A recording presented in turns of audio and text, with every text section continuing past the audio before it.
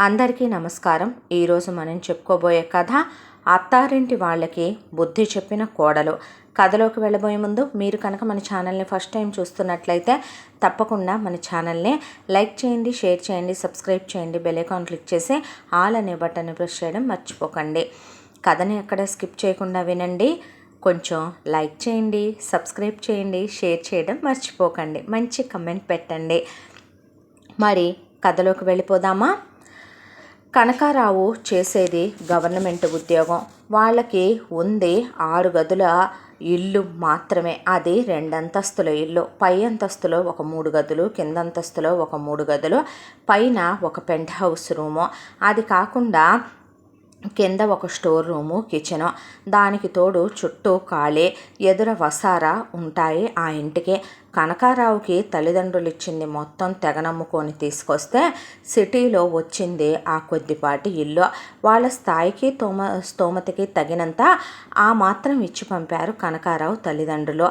కనకారావు కాంతాన్ని పెళ్లి చేసుకున్నాడు. కాంతం కనకారావుకి తగిన భార్య. వీళ్ళిద్దరి అన్యోన్య దాంపత్యానికి గుర్తుగా, వీళ్ళ అపురూప దాంపత్యానికి గుర్తుగా చాలామంది భార్యాభర్తల్లో ఎవరో ఒకళ్ళు తేడాగా ఉంటే ఇంకొకళ్ళు మంచిగా ఉంటారు, లేదా ఒకళ్ళు అర్థం చేసుకుంటారు. కానీ క్రైమ్ పార్ట్నర్స్గా ఉండే వైఫ్ అండ్ హస్బెండ్ నిజం చెప్పాలంటే 100కి 50% అలాంటి వాళ్ళే ఉంటారేమో. అందులో వీళ్ళు కూడా ఒక జంట. వీళ్ళకి 2 కొడుకులు, 2 కూతుళ్ళు.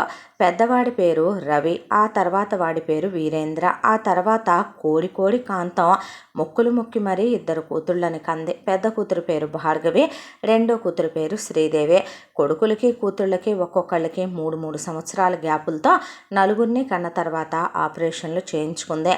ఇక ఉండేది సొంత ఇల్లు. కనకారావు ఉద్యోగానికి వెళ్ళొస్తాడు. పిల్లల్ని చదివించడం మొదలుపెట్టారు. చిన్నప్పటి నుంచి వీళ్ళకి ముందే గవర్నమెంట్ ఉద్యోగమే అయినప్పటికీ కూడా మగపిల్లల విషయంలో వాళ్ళు బాగా చదువుతారు. కాబట్టి ఏంటంటే ఫస్ట్ నుంచి కూడా వాళ్ళకి మంచిగా మెరిట్ మీద లాగాలనే దాంతో చదువు విషయంలో అడగరుద్దేసేవాళ్ళు కాంతం, కనకారావు. పెద్ద స్కూళ్ళల్లో వేయకపోయినా చిన్న కాన్వెంటుల్లో వేసిన వీధి దీపాల కింద కూర్చొని ఐఏఎస్లు అయిన వాళ్ళు చాలామంది ఉన్నారనే వీరగాథల్ని చెప్పి మొత్తానికి కూతుళ్ళని కాస్త మంచి స్కూళ్ళల్లో వేసి కొడుకుల్ని మాత్రం చాలా సాదాసీదా స్కూళ్ళల్లో వేసి చదివించుకొచ్చేవాళ్ళు. కాలచక్ర భ్రమణంలో రోజులు, నెలలు, సంవత్సరాలు అలా తరలిపోతూ కూతుళ్ళకి ఓణీల ఫంక్షన్లో, కూతుళ్ళకి పెద్ద మనిషి ఫంక్షన్లో, ఇక కొడుకులకి ఏదో చెయ్యాలి కాబట్టి అలా నలుగురిని పిలిచి చేయగడిగిచ్చేసి అలా పంచెల ఫంక్షను చెయ్యాలి కాబట్టి కానిచ్చేశారు మొగుడు పెళ్ళం. అయిపోయిన తర్వాత పెద్దవాడు రవి. కనకారావుకి ఎలాగైనా కొడుకుల్ని గవర్నమెంట్ ఆఫీసర్లుగా చూడాలనేది కనకారావు గట్టి పట్టుదల. దాంతో ఎట్టి పరిస్థితుల్లో 600 సరే రవి పీజీ వరకు చదివాడు. చదివిన తర్వాత గవర్నమెంట్ ఉద్యోగం చేసి తీరాల్సిందే నువ్వని గవర్నమెంట్ ఉద్యోగానికి రాయించడం మొదలు పెడితే రవికి ఫస్ట్ అటెంప్ట్లో రాలా, సెకండ్ అటెంప్ట్లో రాలా, థర్డ్ అటెంప్ట్లో వచ్చింది ఉద్యోగం.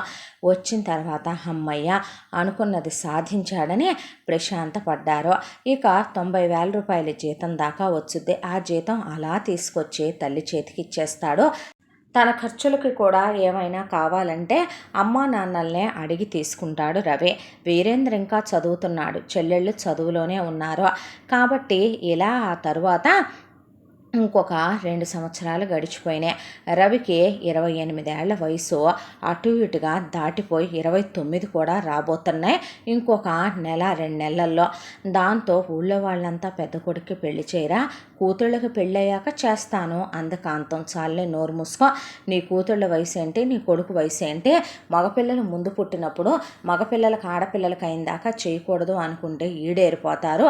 వయసుకు వచ్చిన మగపిల్లలకు పెళ్ళిళ్ళు చేయకపోతే అడ్డమైన చెడ్డ అలవాట్లు అవుతాయి, రేపు వాళ్ళు వ్యసనాలకు బానిసవుతారు, అది కూడా తెలియదా నీకు, 4 పిల్లల్ని కన్నాను అనుకోగానే సరే అని వాళ్ళు వీళ్ళు గడ్డి పెట్టేసరికి కాంతం, కనకారావు కలిసి రవికి సంబంధాలు వెతకటం మొదలుపెట్టారు. అయితే సంబంధాలు ఇక్కడ వాళ్ళెవరూ కూడా కాంతానికి ఇద్దరు కూతుళ్ళున్నారని తెలిసే, ఉమ్మడి కుటుంబంలో ఉండాలని తెలిసే, అత్తమామలతో కలిసి ఉండాలని తెలిసే ఎవరూ నిజం చెప్పాలంటే సిటీల్లో పిల్లల్ని ఇవ్వమని తెగేసి చెప్పేశారు. దాంతో పెళ్ళిళ్ళ పేరయ్య మొత్తానికి పల్లెటూళ్ళ మీద పడ్డాడు. పల్లెటూళ్ళ మీద పడి ఒక సంబంధాన్ని పట్టుకొచ్చాడు. పిల్ల పేరు వాణి.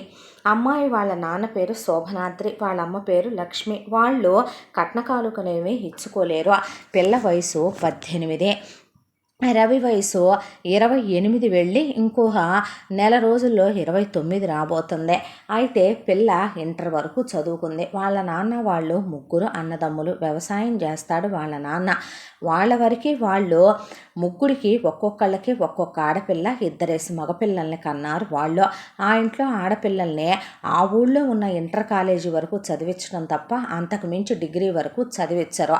వాణి పెదనాన్న కూతుళ్ళు ఇద్దరికి కూడా ఊళ్ళోనే వ్యవసాయం చేసుకునే వాళ్ళకి ఇచ్చి పెళ్ళిళ్ళు చేసేశారు. అక్కడ ఆడపిల్లలు కష్టాలు పడుతున్నారులేమనమని రవిది గవర్నమెంట్ ఉద్యోగం కాబట్టి వయసులో పెద్ద అయినా పర్వాలేదులే, వెనక పెద్దోళ్ళని చేసుకొని మాత్రం సుఖంగా ఉన్నోళ్ళు ఎంతమంది లేరు అని వాణికి ఆ సంబంధం ఖాయం చేయమని పెళ్ళిళ్ళ పేరైకి చెప్పాడు వాణి తండ్రి. ఆ ఇంట్లో ఆడపిల్లలు పెద్దవాళ్ళు చెప్పింది వినాలి, వినయ విధేయతలతో ఉండాలి, పెద్దవాళ్ళకి ఎదురు చెప్పకూడదు.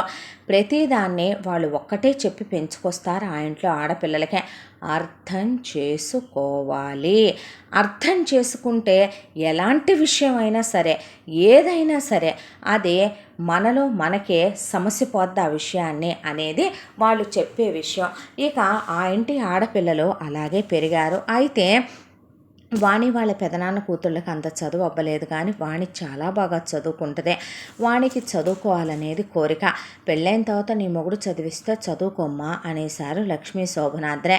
మేము కట్న కానుకలు ఇచ్చుకోలేము, పిల్లకి హారం, నెక్లెస్, అలాగే 4 గాజులు, పిల్లకి 2 జతల చెవిపోగులు, ఇక పాపడి బిళ్ళ, మోటీలు, చెంపసవరాలు, ఒక 2 ఉంగరాలు, అల్లుడికి ఒక 2 ఉంగరాల వరకు పెడతాము, పెళ్లి ఖర్చులు మేమే పెట్టుకుంటాము అని చెప్పుకొచ్చారు లక్ష్మీ శోభనాద్రి. పిల్లకు పురుళ్ళవి మేమే పోస్తాం, సార్లు అయ్యి బాగానే పంపిస్తాము అని ఆడపడుచు లాంఛనాలు అవి ఇచ్చుకుంటాము అని చెప్పుకొచ్చారు వీళ్ళు. దాంతో వెళ్ళి పెళ్ళిళ్ళ పేరయ్య ఆ విషయం ఊదాడు కాంతం దగ్గర. కాంతం తన బెటాలియన్ని తీసుకొని పెళ్లి చూపులకు వచ్చిందే. రవి కాంతంతో మరీ చిన్నపిల్లలాగా ఉంది కదమ్మా అంటే, ఏమిట్రా చిన్నపిల్ల, ఏంటి చిన్నపిల్ల, నాకు అర్థం కాని విషయం. మీ నానమ్మ మీ తాతయ్యని పెళ్లి చేసుకునేటప్పుడు 10 ఏళ్ల పిల్లంట, అసలు పెద్ద మనిషి అవ్వలేదంట. ఆ తర్వాత 11వ ఏట పెద్ద మనిషి అయిన తర్వాత మీ తాతయ్యతో కాపురం చేయలా, మీ మేనత్తల్ని, అలాగే మీ బాబాయిల్ని, పెదనాన్నల్ని, మీ బాబుని, అంతమందిని కల్లా మనిషి ఉక్కు పిడుగల్లే ఉండేదే. ఆడోళ్ళకి వయసులో పెద్దోళ్ళైన మగాళ్ళని చేసుకుంటే తప్పేమీ లేదు. నీకో విషయం తెలుసా, ఇప్పటికీ మీ నాన్నకి సంసారం తగ్గల. నాకంటే ఒక రకంగా ఒళ్ళు పెరిగిపోయింది, కానీ నాకు ఓపిక ఉండదు. కానీ మగాళ్ళకి ఆ ధ్యాస 70-80 ఏళ్ళు వచ్చిందాక కూడా తగ్గదు. ఆడవాళ్ళకే కుంగిపోద్ది ఆ ధ్యాస. ఏం పర్వాలేదులే చేసుకుంటే, నోరు మూయి నువ్వు అంద కాంతం. అన్న తర్వాత మాకిష్టమే ఈ సంబంధం అని కాంతం నేను తాళి గొలుసు, నల్లబోసలో, ఇక ఎంగేజ్మెంట్ ఉంగరము, పెళ్ళికి ఒక ఉంగరం, ప్రధాన ఉంగరం పెడతాను, ఇక 2 జతల చెవుపోగులు పెడతాను అని చెప్పేసింది. అక్కడ అబ్బాయికి హ్యాండ్ చైను, మెళ్ళో చైను, ఉంగరాలు పెట్టమందే, పెళ్లి చేయమనమందే. మా వైపు బంధువులు ఒక 500 మంది వస్తారని చెప్పింది. భోజనాలకు లోటు రాకూడదని చెప్పింది. తనకి తన మొగుడికి పట్టుబట్టలు పెట్టాలందే. అబ్బాయి బట్టల ఖర్చు వాళ్ళదేనని చెప్పింది. రెండో కొడుకు బట్టలు కొనాలని చెప్పింది. కూతుళ్ళిద్దరికీ మాకేమీ ఆడపడుచు కట్నాలు డబ్బులుగా వద్దు, మా అమ్మాయిలిద్దరికీ చెరో నెక్లెస్ పెట్టండి, చెరొక పట్టు చీర పెట్టండి అని చెప్పింది వాళ్ళకే. వాళ్ళు సరేనని ఒప్పుకున్నారు. మొత్తానికి రవికి వాణికి నిశ్చితార్థం అయిపోయిన తర్వాత వాణి కొత్త కోడలుగా అడుగు పెట్టింది. అటు 3 నిద్రలు, ఇటు 3 నిద్రలు, 16 రోజుల పండుగలు కంప్లీట్ అయిపోయినాయి. కంప్లీట్ అయిపోయిన తర్వాత హనీమూన్కి వెళదాం అనుకున్నాడు రవి. రవికి తన లైఫ్ మీద చాలా డ్రీమ్స్ ఉంటాయి. కాకపోతే ఇంటికి పెద్ద కొడుకు కాబట్టి తండ్రి తర్వాత తండ్రి లాంటోడివి, బాధ్యతలన్నీ నువ్వే తీసుకోవాలి, ఇంటికి సంబంధించిన ఏ నిర్ణయం అయినా నీ మీదగానే వెళ్ళుద్ది, నిన్ను బట్టే మిగతా వాళ్ళు ఉంటారు అని అంటం వల్ల అన్నీ లోపల తొక్కేస్తాడు రవి. దాంతో ఇక హనీమూన్కి వెళదామని టికెట్స్ తీసుకొని కూడా వద్దామని అనుకున్నవాడు కాస్త అమ్మ హనీమూన్కి వెళదామని అనుకుంటున్నానంటే నువ్వు అనుకుంటున్నావా నీ పెళ్ళాం తలగడ మంత్రాలేసిందా అందే కాంతం. లేదమ్మా ఇద్దరం వెళ్ళొద్దామని మన ఇంటా వంట లేవురా అలాంటి ఎందుకంటావు ఇప్పుడు కొత్త కొత్త అలవాట్లన్నీ లైట్ తీసిన తర్వాత పెళ్ళాంతో చేసుకునే కాపురం జాల్లే రాత్రిపూట మళ్ళీ డబ్బులు పెట్టి అంత దూరాలు వెళ్ళి మరీ ఆ చల్లటి ప్రదేశాల్లో కాపురాలు చేసుకొని రావాలా ఏంది ఏ మాయరోగాలు వచ్చినాయి అంటే ఇక్కడ చేసేవాడు ఎవడున్నాడు నాయన అనేసింది కాంతం. ఆ తరువాత రోజు నుంచే వాణి ఇక పొద్దున్నే నిద్రలేకపోయేసరికి కాంతం 5ంటికి తలుపులు బాది వాణిని నిద్రలేపేసింది. నిద్రలేపేసిన తర్వాత ఇక నాకా ఒంట్లో బాగోట్లేదు, అయినా ఇంటికి పెద్ద కోడలివి నువ్వు వచ్చావు, ఇక నుంచి బాధ్యతలు నువ్వే తీసుకోవాలి, నువ్వే చూసుకోవాలి, ఈ ఇల్లు ఇంట్లో మనుషులకి ఏమేం కావాలో అన్నీ నేను నేర్పిస్తాను రా 2 రోజుల పాటు అని కాంతం కోడల్ని రమ్మనమని బయటికి పిలిచిందే. పోయి ముందు స్నానం చేసి రాపో అని స్నానం చేసిన తర్వాత మన ఇంట్లో పని మనుషులు గిని మనుషులు ఏమీ ఉండరమ్మాయి, పనంతా మనమే చేసుకోవాలి అని బయటికి వెళ్ళి వాకిళ్ళు చిమ్మేసి మొత్తం శుభ్రంగా కడుక్కొచ్చేసి ముగ్గులు పెట్టి తులసమ్మ దగ్గర దీపం పెట్టి వచ్చేసే నీళ్లు పోసి అని చెప్పింది. పూజ గదులు నిర్మాల్యాలన్నీ తీసేసి ఇంకా నేను పూజ చేయను కానీ ఈ రోజు నుంచి నువ్వే పూజ చెయ్యి, నువ్వు 5 రోజులు దూరంగా ఉన్నప్పుడు దేవుడి గది తలుపులు మూసేసి కట్టెనేసేసే తర్వాత నువ్వు తలస్నానం చేసి పసుపు నీళ్ళు జల్లి నువ్వే చేసుకో పూజ, వంటగది ఇల్లు అంతా కూడాను ముందు ఇంట్లో వాళ్ళందరూ వెళ్ళిన తర్వాత ఇల్లు ఉడ్చి తడిగుడ్డలు పెట్టుకోవచ్చు, ముందు వంటగది వరకు శుభ్రం చేసుకో అని చెప్పింది. ఇక గ్యాస్ పొయ్యి మీద ముగ్గులు అవి వేసుకో అన్న తర్వాత ఇక వంటశాల మొదలుపెట్టింది. కాంతం ఒక కుర్చీలో కూర్చుంటే కుర్చీ విరిగిపోద్ది, అలా ఒక 20-30 కుర్చీలు ఇరిగిపోయినాయి. కాంతం వెయిటే 135 నుంచి 140 కేజీల మధ్యలో ఉంటుంది, దానికి తోడు మనిషి హైటు 4'3" ఉంటుంది. ఇక కాంతం ఎగిరి ఎక్కేదానికి టక్ మని సౌండ్ వస్తాయి ఆ ప్లాస్టిక్ కుర్చీలో. ఆ తర్వాత కాంతం అక్కడ కూర్చొని డైరెక్షన్స్ ఇవ్వటం మొదలుపెట్టింది వాడికి. బయట పాలోడు వచ్చినట్టున్నాడు, వెళ్ళి పాలు పోయించుకోపో అంటే ఎంత పెద్ద తెపాళా తీసుకొని వెళ్ళమంది అత్త. అంత పెద్ద తెపాళాలో ఆ పాలే ఆ పిల్ల మోసుకురాలేక చిన్నపిల్ల కాబట్టి అలా మోసుకొని వచ్చింది.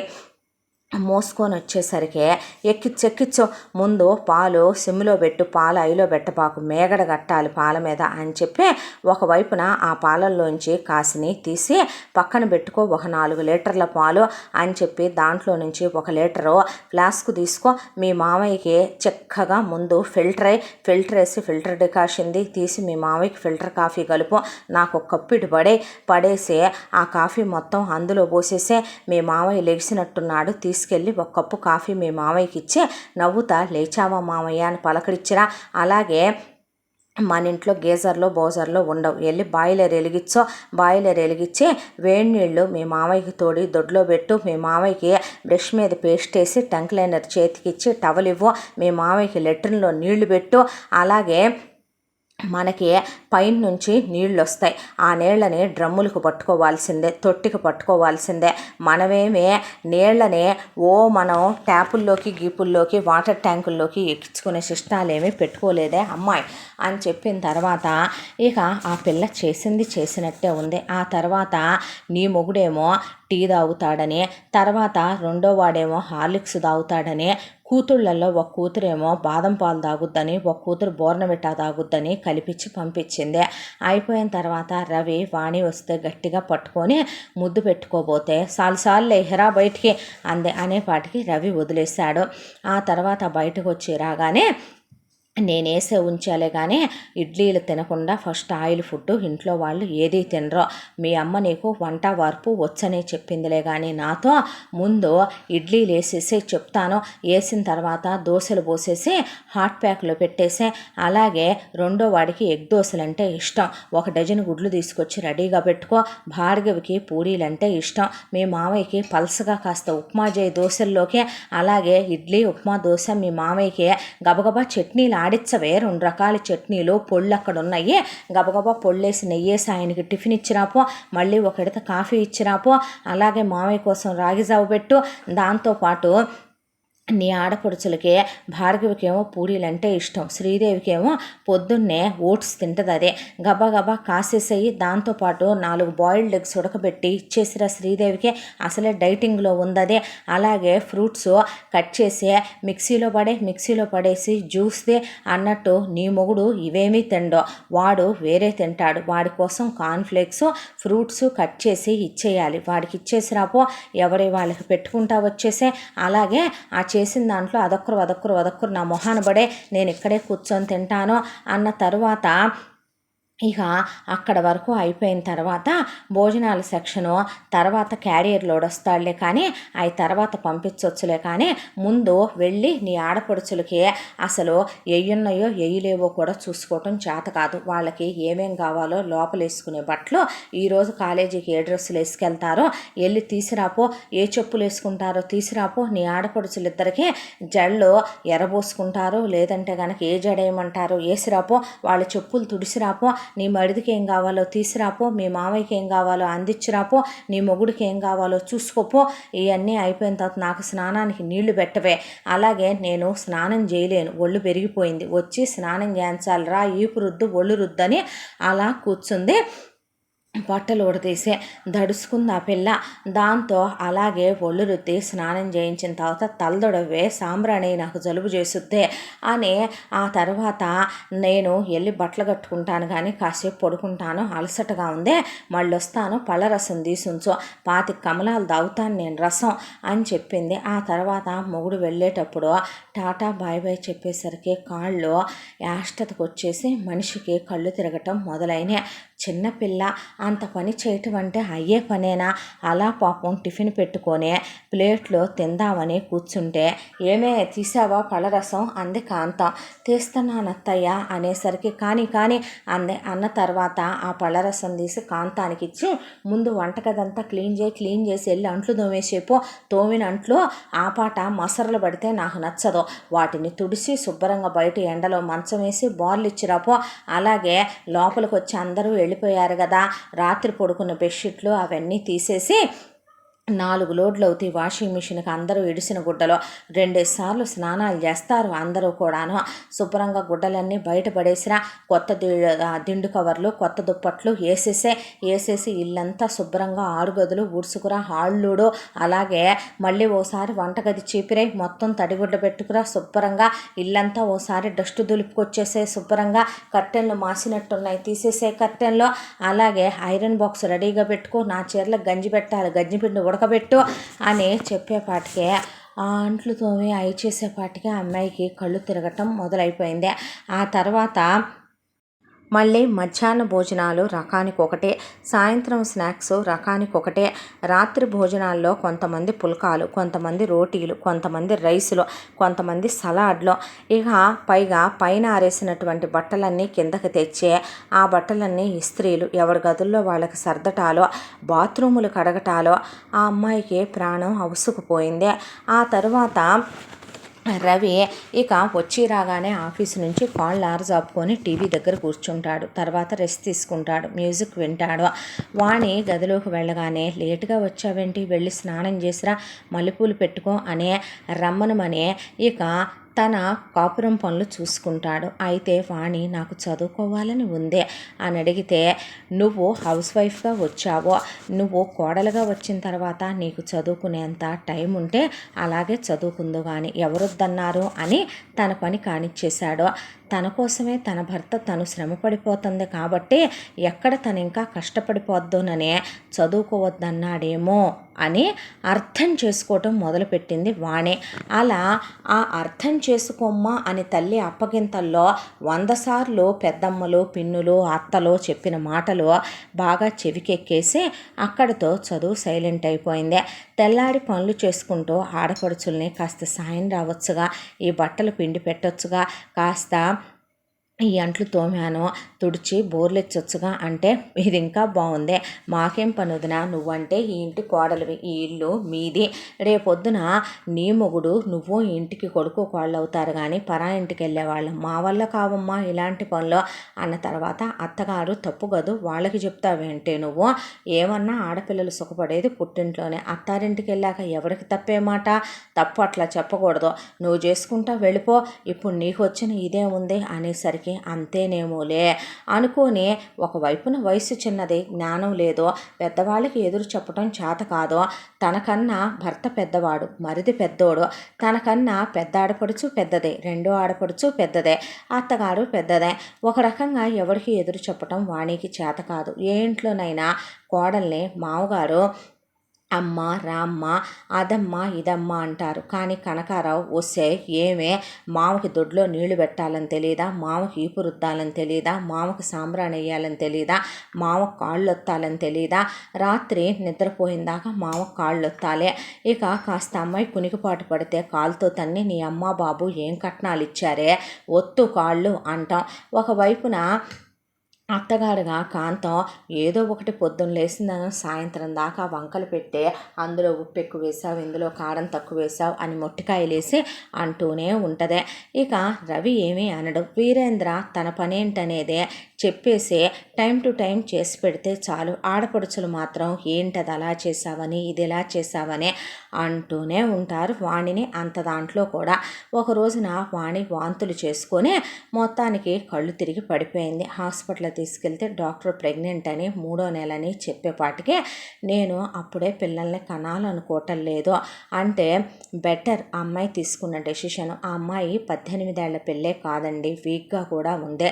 ఈ టైంలో మీరు ఆ అమ్మాయి మదర్ అవడానికి యాక్సెప్ట్ చేయటం కూడా మంచిది కాదు, కొంచెం టైం తీసుకోండి మీరు, ఎందుకనంటే ఆ అమ్మాయి ఫిజికల్లీ కూడా రెడీగా ఉండాలి కదా అంది డాక్టర్. అన్నాక నాకు ఈ ప్రెగ్నెన్సీ వద్దు అంది వాణి. తప్పు కదూ అలా వద్దంటారా, పిల్లలు పుడితే ఇంట్లో సరదాగా కేరింతలతో అటు ఇటు తిరుగుతూ ఉంటారు, నాకు పిల్లలంటే చాలా ఇష్టం, నన్ను అర్థం చేసుకుని నేను నిన్ను ఎప్పుడేం అడిగానని, అయినా ఇంకా ఇప్పటికి కూడా నేను పిల్లల్ని కనకపోతే ఎలా, నువ్వు అర్థం చేసుకోవా అన్నాడు.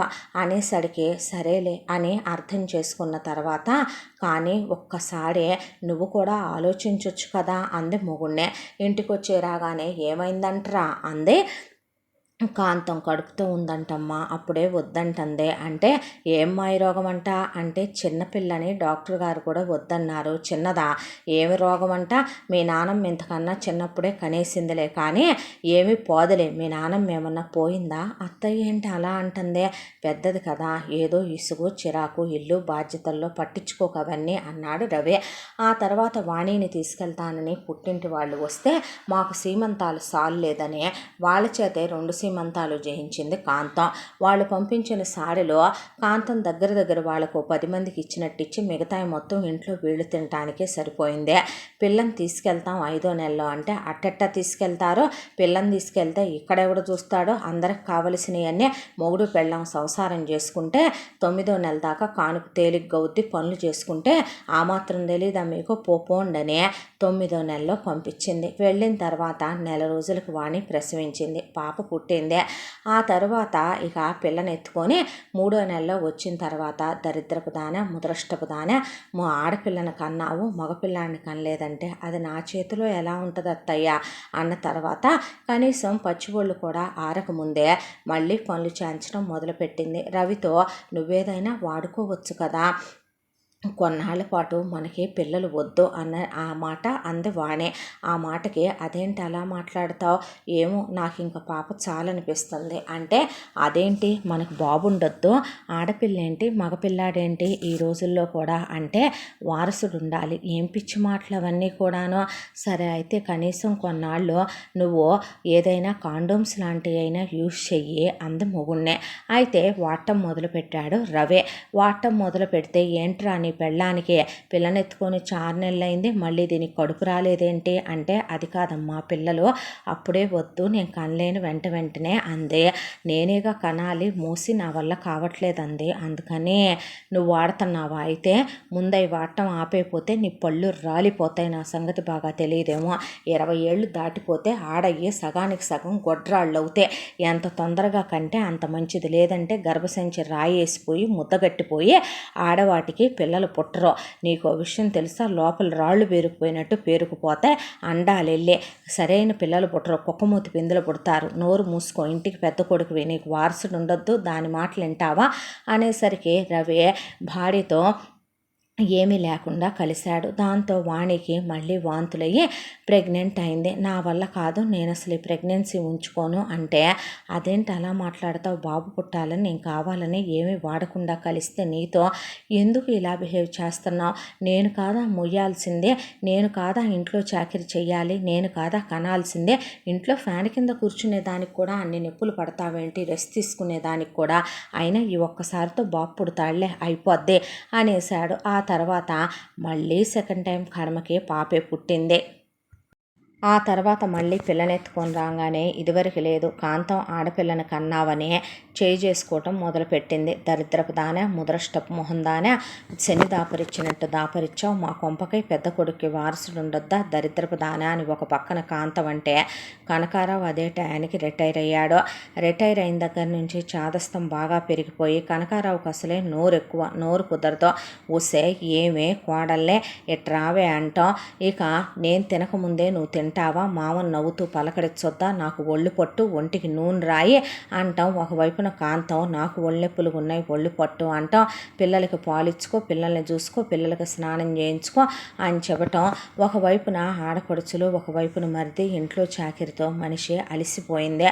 ఆ తర్వాత పని మనిషిని పెట్టొచ్చు కదా అత్తయ్య అని అడిగింది నోరు తెరిచే. ఇంకా నయమేమన్నా కాదు, ఎక్కడా మరి నీ బాబు వాళ్ళు ఇచ్చిన కోట్ల కట్నాలు ఇక్కడ ఉన్నాయని తీసుకొచ్చి పెడతా మరి పని మనిషిని అనేపాటికి రవిని అడిగిందే. పనమ్మాయిని పెట్టొచ్చు కదా, అవన్నీ ఆడవాళ్ళ వ్యవహారాలు, మీరు చూసుకోవచ్చు, ఇవన్నీ నాకు చెప్తావేంటి, హాల్లో విషయాలు బెడ్రూమ్లోకి తేవద్దని ఎన్నిసార్లు చెప్పాను, ముందు లైట్ ఆఫ్ చేసి రా నువ్వు అని అర్థం చేసుకున్నదే లేదో. ఆ తర్వాత వాణి మళ్ళీ ప్రెగ్నెంట్ అయిందే. ఈసారి పుట్టింటికి వెళ్తే బాబు పుట్టాడు. పుట్టింటి వాళ్ళు వద్దు కాదు కూడదు అంటున్నా చెప్ప పెట్టకుండా వెళ్ళి వాణి ఆపరేషన్ చేయించుకొని వచ్చేపాటికి నాలాగే నలుగురిని కంటావనుకున్నాను, దరిద్రపు దాన నీకు పొయ్యే కాలం రాను అని కోడల్ని కొట్టడానికి లేస్తే, అమ్మా బాబు పుట్టాడు కదా ఆపేసే ఇంకా ఏంటది అన్నాడు రవి. అనేపాటికి అది కాదురా, ఊడుకోమంటున్నానా ప్రతి చిన్న విషయానికి అనేసి రవి ఎక్కడ తన పడక సుఖానికి ఏ తేడా వస్తుందో అన్నట్టు వాణిని అన్నవ్వకుండా పక్కకి వెళ్ళిపోయాడు. ఇక ఆ రోజు నుంచి పిల్లల్ని పెంచడం నీకు చేత కాదులే, నేను పెంచుతాను పిల్లల బాధ్యత అని తీసుకొని కాంతం పిల్లలకి మీ అమ్మ అలాంటిదని, మీ అమ్మ పల్లెటూరు బయటని, మీ అమ్మ అలగాదని, మీ అమ్మమ్మ తాతయ్య కానీ కట్నం ఇవ్వకుండా మన ఇంటికి ఇచ్చి చేసి ఫ్రీగా పంపించారని, మీ అమ్మని అమ్మ అనకూడదని, ఒసే అనాలని, ఏమే అనాలని అలా నేర్పేసి పిల్లల్ని ఎందుకు పనికి రాకుండా తనలా తయారు చేసేసింది కాంతం. ఈలోపు కాంతం పెద్ద కూతురు పెళ్ళి. కాంతం పెద్ద కూతురు పెళ్ళికి కనకారావు రిటైర్ అయిన డబ్బులు, అంతకుముందు కాంతం కూతుళ్ళ కోసం చేయించిన బంగారాలు పెట్టి మంచి సంబంధాలే ఇచ్చి చేసుకుంది పెద్ద కూతురికి. అయిపోగానే వెంటనే చిన్న కూతురికి పెళ్ళి. చిన్న కూతురు కూడా మంచి సంబంధమే చూసి చేసుకుంది. కూతుళ్ళిద్దరిని ఊళ్ళోనే ఇచ్చుకుంది. ఆ తర్వాత ఇక వెంటనే ముందు పెద్ద కూతురు, తర్వాత రెండో కూతురు కడుపులు వేసుకొని ఇక్కడికి వచ్చారు. ఊళ్ళో వాళ్ళ బిడ్డలతో అయితే 9 నెలల పాటు చాకిరి చేయించుకుంది. కానీ కాంతం తన కూతుర్లో కడుపు వచ్చిందనగానే ఆకు ఒక్క పెట్టి తీసుకొచ్చి అల్లుళ్ళతో, ఊళ్ళోనేగా అల్లుడు మీ ఆఫీసులు కూడా, ఇక్కడికే రెండమ్మా, ఇక్కడే ఉండండి, మొగుడు పెళ్ళాం 9-10 నెలలు శారీరకంగా కలిస్తే ఆ చక్కగా కానుపు తేలిగ్గా అయిపోద్దని చెప్పేవాళ్ళు మా ఇళ్లల్లో పెద్దోళ్ళు. వచ్చి రోజు కాపురాలు చేసుకోండమ్మా, గదులన్నీ అలాగే పడున్నాయి కదా, వండి పెట్టడానికి వాణి ఉంది కదా అనేపాటికి కూతుళ్ళతో పాటు సిగ్గు శరం లేకుండా అల్లుళ్ళు కూడా కాంతానికి తగినోళ్లే కాబట్టి వాళ్ళు వచ్చారు. అలా కాంతం కూతుళ్ళు ఫస్ట్ మొదట కాన్పు అయిపోయిన తర్వాత రెండోసారి కడుపుతో ఉన్నప్పుడు వచ్చేసరికి అల్లుళ్ళని ఇల్లరికి ఉండటానికి ఒప్పించేయమని కూతుళ్ళకే గిల్లి చెప్పేసింది కాంతం. దాంతో మళ్ళీ మనం వెళ్ళటం ఎందుకు, ఇంటెత్తలని, పని మనుషులకని, గ్యాసులని, కరెంటు బిల్లని, ఇలా పిల్లల ఖర్చులని బోలెడవుతాయి, ఇక్కడైతే ఉమ్మడి మీద వెళ్ళిపోతాయి, అంతకైతే అమ్మ వాళ్ళకి 1000-2000 చేతిలో పెడితే సరిపోద్దులే అని మొగుళ్ళతో పిల్లలతో సహా ఇక్కడే దిగబడిపోయారు. వీళ్ళకు ఒకవైపున కడుపుతో ఉన్నప్పుడు సేవలు, వేవిళ్ళ సేవలు, వీళ్ళకి సీమంతాలకి ఖర్చులు, మళ్ళీ సీమంతాలకి వీళ్ళ కోసం సారీలు రెడీ చేయటాలు, ఆ తర్వాత మళ్ళీ వీళ్ళ పిల్లలకి ముడ్లు కడగటం, మూతులు కడగటం, మళ్ళీ వీళ్ళ పిల్లలకి బేబీ ఫుడ్లు ప్రిపేర్ చేయటం, వాళ్ళకి సాంబ్రాణి లేయటం, వాళ్ళ కోసం నిద్రాహారాలు లేకుండా రాత్రంతా ఆడపడుచులు మొగుళ్ళతో కులుకుతుంటే పిల్లలకి పాలు పడుతూ కూర్చోటం ఒక చాకిరి కాదు, ఒక హింస కాదు. ఎంత చేసినా గుర్తింపు లేని బతుకు. సంవత్సరాలు గడిచిపోవటం మొదలైందే. వాణిని పట్టుకొని మామ ఎప్పుడన్నా చూడు అడుక్కు తినేదాన పనిచేసేదానిలాగా ఉంటావు, నువ్వేంటో నీ అలగా లక్షణాలేంటో, నా స్నేహితులు వస్తున్నారు ఈ వండు ఈ వండని వారానికి ఓసారి భోజనాలకి స్నేహితుల్ని పిలిచే ఒక 20-30 రకాలు వండిస్తాడు కనకారావు. వానికి మిషన్ కుట్టుకోవటం వచ్చని చెప్పింది వాళ్ళమ్మ. దాంతో వచ్చేటప్పుడు కూతురికి మిషన్ ఇచ్చి పంపమంది కాంతం. వెళ్ళప్పుడు మిషన్ తీసుకొని వచ్చిన తర్వాత కాంతం బట్టలు కుట్టాలి, తనవి కుట్టుకోవాలి. అవి కాక పెద్ద ఆడపడుచి, రెండో ఆడపడుచి వాళ్ళ పిల్లలే. ఇక పెద్ద ఆడపడుచు ఆడపడుచి అత్తగారి తోడుకోళ్ళే కుట్టాలి, రెండో ఆడపడుచు తరపు వాళ్ళే కుట్టాలి. వాళ్ళందరి రాత్రంతా కూర్చొని కుడుతూనే ఉండాలి. మొగుడుతో కాపురం చెయ్యాలి. పిల్లల తల మీద చెయ్యేసి నివిరితే చెయ్యి తీయవే, ఎవరివే నువ్వు అసలు, పని మనిషిలాగా ఉన్నావు, నిన్ను చూస్తే అసహ్యం వేస్తుంది, నిన్న అమ్మ అని పిలవాలంటే కడుపులో తిప్పుతుంది. మా ఫ్రెండ్స్ వాళ్ళ మమ్మీలు ఎలా ఉన్నారో తెలుసా, నువ్వు ఎలా ఉన్నావో తెలుసా, అలాగా దాని థూ అని అమ్మాయి మొహం మీద ఉమ్ముయటం. కరెక్ట్గా అమ్మాయి భోంచేసే టయానికి తిన్న చాలే కానీ మా పిల్లాడు కక్కూసుకెళ్ళాడు వచ్చి కడగమని ఒక ఆడపడుచు బట్టలు ఉతికి ఆరేస్తుంటే ఏమే ఎదురింట్లో వాడికి 35 ఏళ్ళు వచ్చి ఇంకా పెళ్లి కాల, వాడికి ఎవరు పిల్లనివ్వమంటున్నారంట, వాడు సంసారం చేయటానికి పనికిరాడనే. నువ్వు వెళ్దాం అనుకుంటున్నావేంది రాత్రికి వాడి దగ్గరికి, ఏంది వాడిని చూస్తా వగలబోతా గంట నుంచి ఆరేస్తున్నావు బట్టలని కోడల్ని దెప్పి పొడవటం. దానికి తోడు దాని నడుం చూడండి, దాని కాళ్ళు చూడండి, దాని బ్యాక్ చూడండి, దాని ఫ్రంట్ చూడండి, దాని రేగిపోయిన జుట్టు చూడండి, దాని గోళ్ళు చూడండి, దాని కాళ్ళు చూడండి, అది దాని అవతారం చూస్తున్నారా అంటాం పక్క నవ్వటం. పేపర్ రోడ్ వస్తే ఏంటే పేపర్ రోడ్ని ప్రేమలేఖలు పెట్టిస్తున్నావా ఏంటి అందులో, అలాగే గ్యాస్ రోడ్ వస్తే గ్యాస్ రోడ్తో అంతసేపు ఏంటి నీకు వ్యవహారాలు అంటాం. వెకిలిగా అమ్మ కూతుళ్ళు జోకులు వేసుకొని ఎక్కిరిచ్చి నవ్వుకోవటం. ఈలోపు మొగుడికి ఎంత చెప్పినా సరే రవి వినేది లేదు. గవర్నమెంట్ ఉద్యోగస్తుడు, సర్దుకుపోవాలి, కాంప్రమైజ్ అయిపోవాలి, సర్దుకుపోవాలి, అర్థం చేసుకోవాలని చెప్పే అమ్మా నాన్నలు. ₹1 జీతం మొగుడిదే, ఏ రోజు తను కళ్ళతో చూసింది లేదో. మొగుడు జీతంలో నుంచి ₹1 తీసుకొని వాడుకోమని తన చేతిలో ఎప్పుడూ 500 తన ఖర్చులకు పెట్టింది లేదో. రాగానే మొగుడుకుంది ఈ రోజుకి ఒక బైక్ మాత్రమే. ఇక ఆ తర్వాత మడిది చదువు కూడా అయిపోయి మడిదికి కూడా గవర్నమెంట్ ఉద్యోగం వచ్చింది. వచ్చిన తర్వాత మడిదికి పెళ్లి సంబంధాలు చూద్దామనే లోపు నేను ఒక అమ్మాయిని ప్రేమించాను, అమ్మాయి పేరు అనుపమ అని చెప్పుకొచ్చాడు. అయితే అనుపమ వాళ్ళ అమ్మా నాన్నలు వచ్చి అనుపమకి ఒక తమ్ముడు, అయితే కొడుకు పొట్టకొట్టి మొత్తం కూతురికి దొయ్యాలనుకునే రకాలు అనుపమ వాళ్ళ అమ్మ నాన్న. కూతురు ఎక్కడిక్కడ కష్టపడిపోద్దానని కూతురికి ₹1,00,00,000 కట్నం, అల్లుడికి కారు, అలాగే అడుక్కు తినే కాంతానికి ఒక చీర, కాంతం కూతుళ్ళకి చెరొక నెక్కలెస్, చెరొక పట్టు చీర పడేసి వానికి ఏదైతే ఏముందిలే ఏదో ఒకటి పెట్టొచ్చులే అని కూతురు ఎక్కడ కష్టపడిపోద్దానని బెడ్రూమ్ మొత్తం రెనోవేట్ చేయించి కూతురు కోసం సపరేట్గా డ్రెస్సింగ్ టేబుల్, కూతురు కోసం లోపల ఒక డైనింగ్ టేబుల్, కూతురు కోసం స్పెషల్గా ఒక డబుల్ కాట్ మంచం, డల్లప్ పరుపులు, కూతురు కోసం లోపల విత్ అటాచ్డ్ బాతులు, కూతురు కోసం వార్డ్రోబులు, కూతురు కోసం అని చెప్పి కిందంతా కార్పెట్లు వేయించి కూతురు కోసం సపరేట్గా ఫ్రిడ్జ్, ఏసీ అన్నీ పెట్టిస్తే, ఇక అమ్మాయి నీకోటే చెప్తున్నా ఇక్కడెవరో అన్నీ చూసుకునేది అంటే ఇదే అంది కాంతం. అనేసరికి చెప్పండి అంది వాణి. అంటే చూడు మేము మా అమ్మాయికి కేజీ బంగారం పెడుతున్నాం, నువ్వు పల్లెటూరు నుంచి వచ్చావంటగా, నువ్వేమీ తీసుకురాలేదంటగా, తోడుకోడల్ని చూసి అక్కసపడకూడదు, అలాగే నువ్వు తోడుకోళ్ళే కొట్టేద్దాం కదా, తోడుకోళ్ళే కాజేద్దాం కదా అని నువ్వు ఎంతైనా అలగాదానివి, పల్లెటూరు నుంచి వచ్చావు, చేతివాటాలు చూపించాలో దొంగతనాలు చేయటాలో అలాంటి పనులు చేయబాకు, మేము అసలే మంచోళ్ళం కాదు, మా అమ్మాయికి ఏమేం కావాలో ఏంటో అనేది ఇదిగో మా ఇంట్లో పని మనిషిదే, ఇది మొత్తం చెప్పుద్ది నీకు విను అని. మా అమ్మాయికి సోప్ రీఫిల్ చేసుకోవటం చేత కాదు, సోప్ అయిపోతే అడగటం చేత కాదు, షాంపూలు అవి అడగటం చేత కాదు, మా అమ్మాయి వస్తువులు మీరెవరూ వాడకూడదు, మా అమ్మాయి కాస్ట్లీ వస్తువులు వాడుద్దే, అవన్నీ నేను పుట్టింటి దగ్గర నుంచి ప్రతి నెల పంపిస్తాను, పంపిస్తాను. మా అమ్మాయి ఇంట్లో చెప్పులేసి తిరుగుద్ది, ఎందుకు ఏంటి అని మీరు అనకూడదు. మా అమ్మాయిది 5 పీసెస్ నైటీ, 8 పీసెస్ నైటీ ఇలా ఉంటాయి. ఏ రోజు ఏం వేసుకుంటుందో దానికే తెలియదు. ముందు రోజు అడగాలి.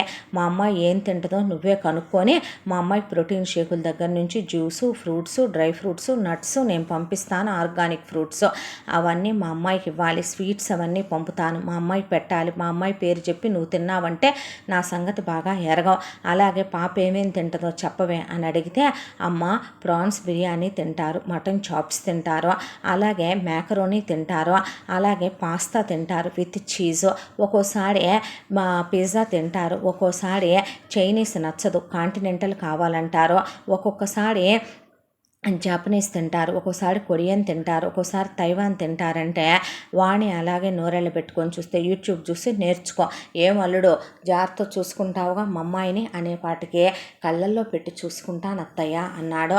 అనేసరికి ఒకవైపున ఆడపడుచులు పెళ్ళిళ్ళ పనులు, పిల్లలు వీటన్నిటితోనే అలిసిపోయి ఒకవైపు అయితే వీరేంద్ర ఎంగేజ్మెంట్ పనులు, ఆ తర్వాత గ్రాండ్గా పెళ్లి పనులు అయిపోయిన తర్వాత ఆవిడ చూసావా ఎలా మాట్లాడుతుందో అని వాణి అంటే నువ్వే కాంప్రమైజ్ అయిపో, పెద్దావిడ కదా. ఇప్పుడు నేను ఏదైనా అన్నాననుకో, వాడు ప్రేమించిన అమ్మాయిని నేను పెళ్లి చేసుకోవద్దన్నానని మళ్ళీ మా ఇద్దరి మధ్య బ్రదర్స్ మధ్య అభిప్రాయ భేదాలు వస్తాయి, ఎందుకు లైట్ తీసుకో అన్నాడు రవి. అనేసరికి అవునులే నిజమేగా, నేను మగాడిని పెళ్లి చేసుకుంటేనేగా నపుంసకుణ్ణిగా నేను చేసుకుంది, ఇంతకన్నా నువ్వేం చెప్తావు, నీకు చెప్పడం ఒకటి, నా చెప్పుతో నన్ను నేను కొట్టుకోవాలి అనుకుంది వాణి. ఆ తర్వాత ఇలా రోజులు గడిచిపోతూ మొత్తానికి రాణి వచ్చింది. రవీంద్ర పెళ్లి ముహూర్తం, పెళ్ళి అయిపోయింది. పెళ్ళి అయిపోగానే అల్లుడికి కారిచ్చి కూతురికి ఇవ్వాల్సినవన్నీ ఇచ్చి ఇక్కడికి సాగనంపారు. మా కూతుర్ని ఏమన్నా అన్నట్టుంటే మాకు డిఎస్పీలు, ఐజీలు, డిఐజీలు తెలుసు, తోలు తీసేస్తానని ఇక్కడ ఉన్నటువంటి కాంతానికి, కాంతం కూతుళ్ళకి, కాంతం కొడుకులకి, ఫ్యామిలీ మొత్తానికి వార్నింగ్ ఇచ్చి వెళ్ళింది అనుపమ వాళ్ళ అమ్మ. ఇక్కడికి వచ్చిన దగ్గర నుంచే ముందే తెలుసు వానికి, నీ తోడుకోళ్ళు వచ్చుద్ది, నీ తోడుకోళ్ళు నీ పనిలో అందుకుంటుంది, నీ అత్త ఎన్నాళ్ళు బతుకుంటుంది, నీ ఆడపడుచులు ఎన్నాళ్ళు ఉంటారని అమ్మ నాన్న కళ్ళు తోడవటానికి చెప్పిన మాటలు ఎంతోటి నిజాలో. అదేం చేస్తుంది, ఒకవైపున తోడుకోడలకి చేయటం సరిపోతుంది. మా అమ్మ స్వీట్స్ పంపింది, డ్రై ఫ్రూట్స్ పంపింది, నాకు జ్యూస్ కావాలి, నాకు ఈ బట్టలు కావాలి, నాకు శారీ కట్టుకోవటం రాదు కట్టవా, నాకు స్నానం చేయించవా, నాకు స్నానం చేయటం రాదు, నాకు బ్రష్ చేయించవా అని పద్దాగా పిలవటమే వాణినే. ఇంట్లో వాళ్ళందరికీ చేసి చేసి చేసే ఒకవైపున తన పిల్లలకి మార్కులు తగ్గినాయి. మార్కులు తగ్గితే ఏంట్రా మార్కులు తగ్గినాయి, సరిగ్గా చదువుకోవట్లేదని అడిగితే చదవం ఏంటి, అయితే నువ్వెవరివే మాకు చెప్పటానికి, ఎక్స్ట్రాలు చేయకు అన్నారు పిల్లలు. అనేసరికి వాణికి కడుపు మండిపోయి 2 పీకులు పీకింది. కాంతం ఏడ్చి ముక్కులు చీరి రవి రాగానే చెప్తే పిల్లల మీద ఎందుకు లేస్తుంది నీ చెయ్యే, అదేంటి వాళ్ళు సరిగ్గా చదువుకోకపోతే ఓ దెబ్బేస్తే తప్ప ఏ ఇంట్లో ఉంటున్నావుగా, పట్టించుకుంటే ఏమన్నా అడిగిపోతావా, పొద్దున్న లేచిన నుంచి సాయంత్రం దాకా తిని కూర్చోవటమే కదే, తిని కూర్చొని పిల్లల్ని చూసుకోవటానికి కూడా నొప్పి పుడుతుందే నీకు, అదెప్పుడు చూసుకుందరా, కన్నా మీద వదిలేస్తే నేనేగా పిల్లల బాధ్యత తీసుకుంది అనేసింది కాంతం. ఇక వదిన మా పిల్లకి అయి చేయి, వదిన మా పిల్లలకి ఈ చెయ్యని ఆడపడుచుల కేకలో వాణికి ప్రాణం విసుగురావటం మొదలుపెట్టింది. అసలు నేను ఎందుకు వీడిని పెళ్లి చేసుకున్నానో, నేను ఎందుకు ఈ రొంపలోకి వచ్చి పడ్డానో, అసలు నేను ఎందుకు ఈ బతుకుతున్నానో, నేను సస్తే పోద్దా, వీళ్ళని ఏదన్నా కలిపేసి పెట్టేసి చంపేస్తే పోద్దా, నా కడుపును పుట్టిన పిల్లలు కూడా ఎందుకంత నిష్టదరిద్రులను కన్నాను నేను, నన్ను అర్థం చేసుకోలేని పశువులను ఎందుకు కన్నాను నేను, అసలు ఏంటి కర్మ నాకు అనుకుందే. ఈలోపు ఇంట్లో వాళ్ళందరూ బయటికి వెళ్ళేపాటికి ఒళ్ళు మండిపోయి బెల్ట్ తీసుకొని పిల్లల్ని సావశతక బాధి వదిలిపెట్టింది. వదిలిపెట్టేపాటికి ఇక ఎక్కడ వాళ్ళు అక్కడ రాగానే ఇక ఎందుకే పిల్లల్ని కొట్టింది అంది కాంతం. నా పిల్లలు నా ఇష్టమమ్మా అనేపాటికి చూసావట్రా అని రవి రాగానే చెప్తే పిచ్చి పట్టిందా నీకు అంటే అవును పిచ్చే పట్టిందే, నాకన్నా వయసులో 10 ఏళ్ళు పెద్దోడిని పిచ్చెక్కి చేసుకున్నా, నాకన్నా వయసులో 10 ఏళ్ళు పెద్దోడిని బుద్ధి లేకే చేసుకున్నా, అర్థం చేసుకుంటావులే నీ కళ్ళతో ప్రపంచాన్ని చూడొచ్చులే అనుకున్నాను. నాకు జ్ఞానం వస్తుంది, నాకు తెలివితేటలు వస్తున్నాయి. పెళ్ళై 10 ఏళ్ళు అయిందే. నీ కూతుళ్ళు ఒకదానికి 9 ఏళ్ళు, ఒకదానికి 8 ఏళ్ళు, నీ కొడుకు 7 ఏళ్ళు. ఎందుకు పనికొస్తారు 24 గంటలు ఫోనులు చూస్తా కూర్చుంటే? మీ అమ్మకి మిమ్మల్ని పెంచడమే సరిగ్గా వచ్చి ఆడవలేదు, ఇంకా వాళ్ళని పెంచుతానని చెప్పటం ఒకటి, మళ్ళీ బుద్ధి తక్కువ సంత అనే పాటికి అప్పుడప్పుడు మీ అమ్మకు పిచ్చి వస్తుందమ్మా, మెంటలు వస్తుంది, పట్టించుకోబాకండి అంటే, నువ్వే పెంచు అయితే, నువ్వే స్నానాలు చేయించి, నువ్వే జల్లేసి, నువ్వే కూర్చొని చదివించవయ్యా. ఏం చేస్తున్నావు నువ్వు? అంతోటి ఊళ్ళేలి రాజ్యాలు వెళ్తున్నావా ఏంటి నువ్వు అనేసి వంటింట్లో గిన్నెలన్నీ పగలగొడితే, కాంతం ఏమీ ఒళ్ళు బలిసిందా అంతే అనేసరికి హాల్లోకి 4 గిన్నెలు ఇసిరేసేపాటికి ఇక పిచ్చి పిచ్చిగా ఉందా వదిన అనేపాటికి, ఎవరికి ఉంది ఇక్కడ అంటే, లైట్ తీసుకోవే అని టీవీ సౌండ్ పెట్టుకొని కాసేపు వాణి తిట్లు అలా కప్పరుపుల్లాగా కొట్టుకెళ్ళిపోయినాయి. ఈలోపు అనుపమ కడుపు వచ్చింది. అనుపమ వాళ్ళమ్మ వెంటనే తీసుకెళ్ళిపోతానంది కూతుర్నే. అయితే వీరేంద్ర పెళ్ళాం మీద ఉన్న మోజుతో ఇక నేను అప్పుడే పంపించను, కొన్నాళ్ళు ఉంచుకుని పంపిస్తాను అని అనుపమకి ఒకవైపు నుంచి కేర్ టేకర్ను పంపించింది వాళ్ళమ్మ. ఆ కేర్ టేకర్ కింద పని మనిషి వాణి. మా అమ్మాయి గారికి అది కావాలి, మా అమ్మాయి గారికి ఇది కావాలి, మా అమ్మాయి గారికి అదంటే చెయ్యి, ఇదంటే చెయ్యి అని తీసుకెళ్ళి ఇవ్వటం. అనుపమ వీరేంద్ర ఒళ్ళో గుండెల మీద కాళ్ళు పెట్టి టీవీల ముందు హాల్లో కూర్చొని కాళ్ళు ఊపుతూ కూర్చుంటుంది. రవికి కూడా భార్యతో క్లోజ్గా ఉండాలని, భార్యతో సరదాగా సరసంగా ఉండాలని, తమ్ముళ్ళ ఉండాలని ఉంటుంది.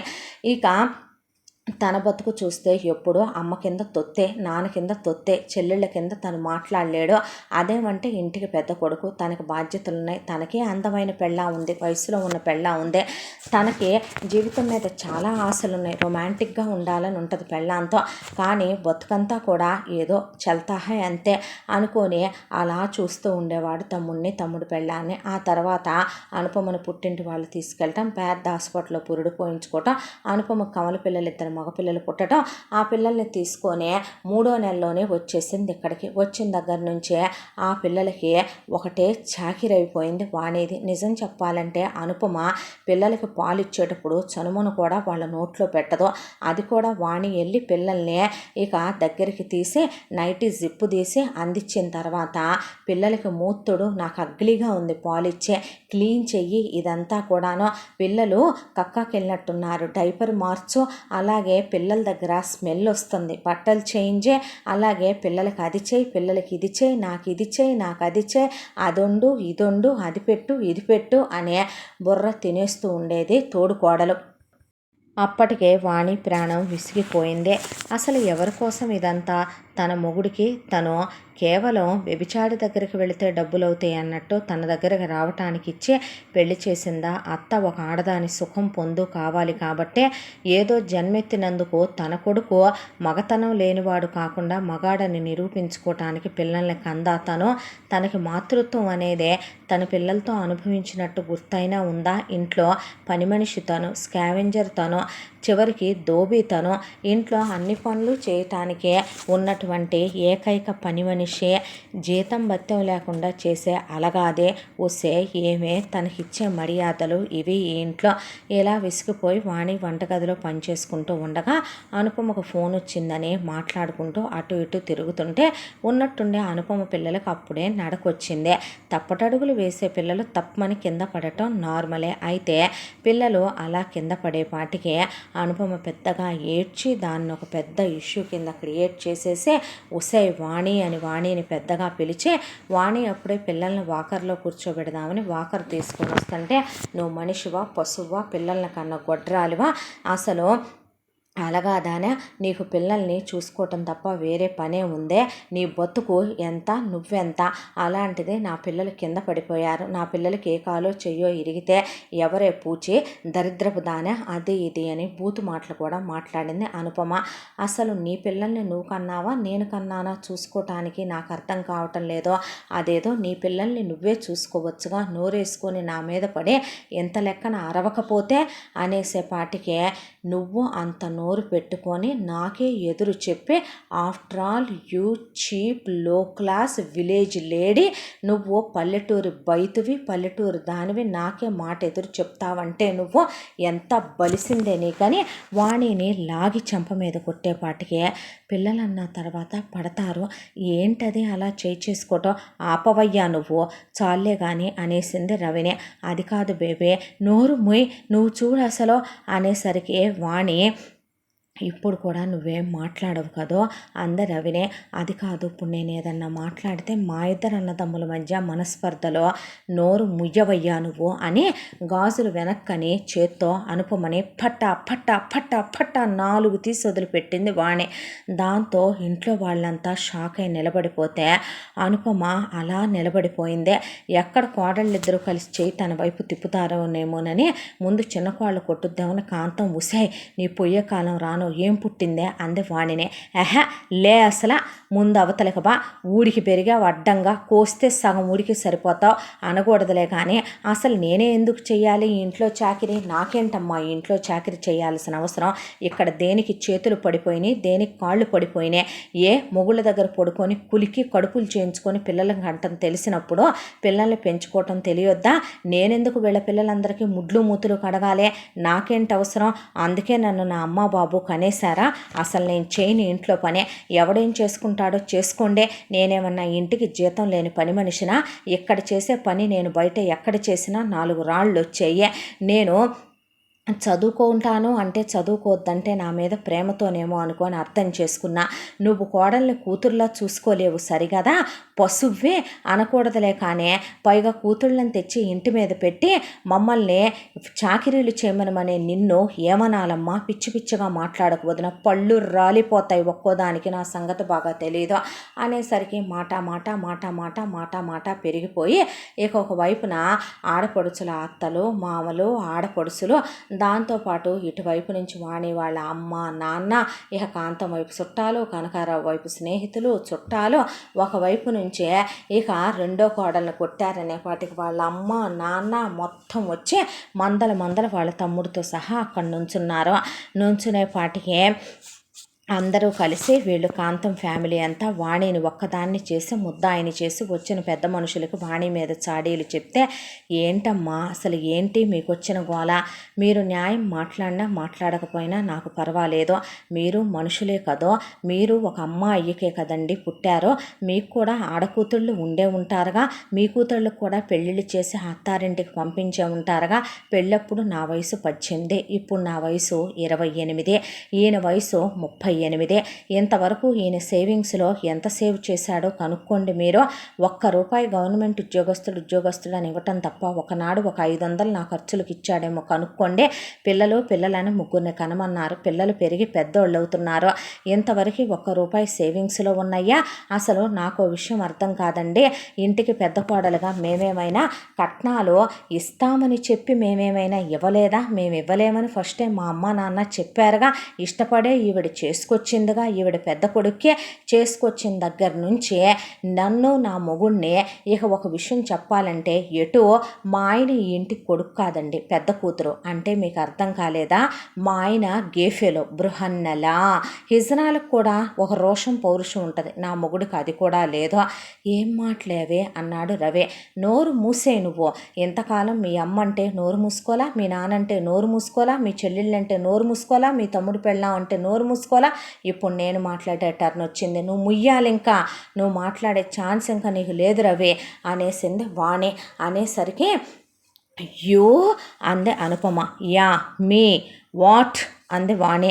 అనేపాటికి అనుపమ వెనక్కి తగ్గి కూర్చునేపాటికి మీకు ఒక విషయం చెప్పనా, కొత్త కోడలుగా వచ్చిన దగ్గర నుంచి ఇంటి పని నేనే చేయాలి, వంట పని నేనే చేయాలి, ట్యాంకుల్లో మీకు విషయం తెలుసా, చివరికి గాబులు నేనే కడగాలి, నీళ్లు పట్టేయి నేనే కడగాలి, డ్రమ్ములు నేనే కడుక్కు రావాలి, దొడ్లు నేనే కడగాలి, ఇల్లుడిసి తడిగుడ్డలు పెట్టాలి, పీరియడ్స్లో పని చేయాలి, కడుపుతో ఉన్నప్పుడు పని చేయాలి, డెలివరీ అయి రాగానే పని చేయాలి, ఇక నాకంటూ అవిశ్రాంతమైన నీచమైనటువంటి ఈ చాకిరి ఏంటండి, నాకు విశ్రాంతి వద్దా, నాకు రెస్ట్ వద్దా, ఈ ఇంట్లో ఎవరికైనా కాళ్ళు చేతులు పడిపోయినాయా, ఒక్కోటి అడ్డంగా బలిసి ఒళ్ళు బలిసి కొట్టుకుంటా నేను ఎవరిని కనాలి, ఎంతమంది పిల్లల్ని కనాలో డిసైడ్ చేయటానికి ఈవిడెవరండి, అసలు నా మొగుడు నపుంసకుడు, ఆ విషయం తీసేసేయండి, నేను ఎవరిని కనాలి, ఎంతమందిని కనాలనేది నిర్ణయించడానికి ఈవిడెవరో, నేను ఎప్పుడు ఆపరేషన్ చేయించుకోవాలో నిర్ణయించడానికి ఈవిడెవరో, కన్న తర్వాత నా పిల్లల్ని నాకే ఎదురయ్యేలా పెంచింది, నా పిల్లల్ని నేను కొట్టకూడదంట, తిట్టకూడదంట,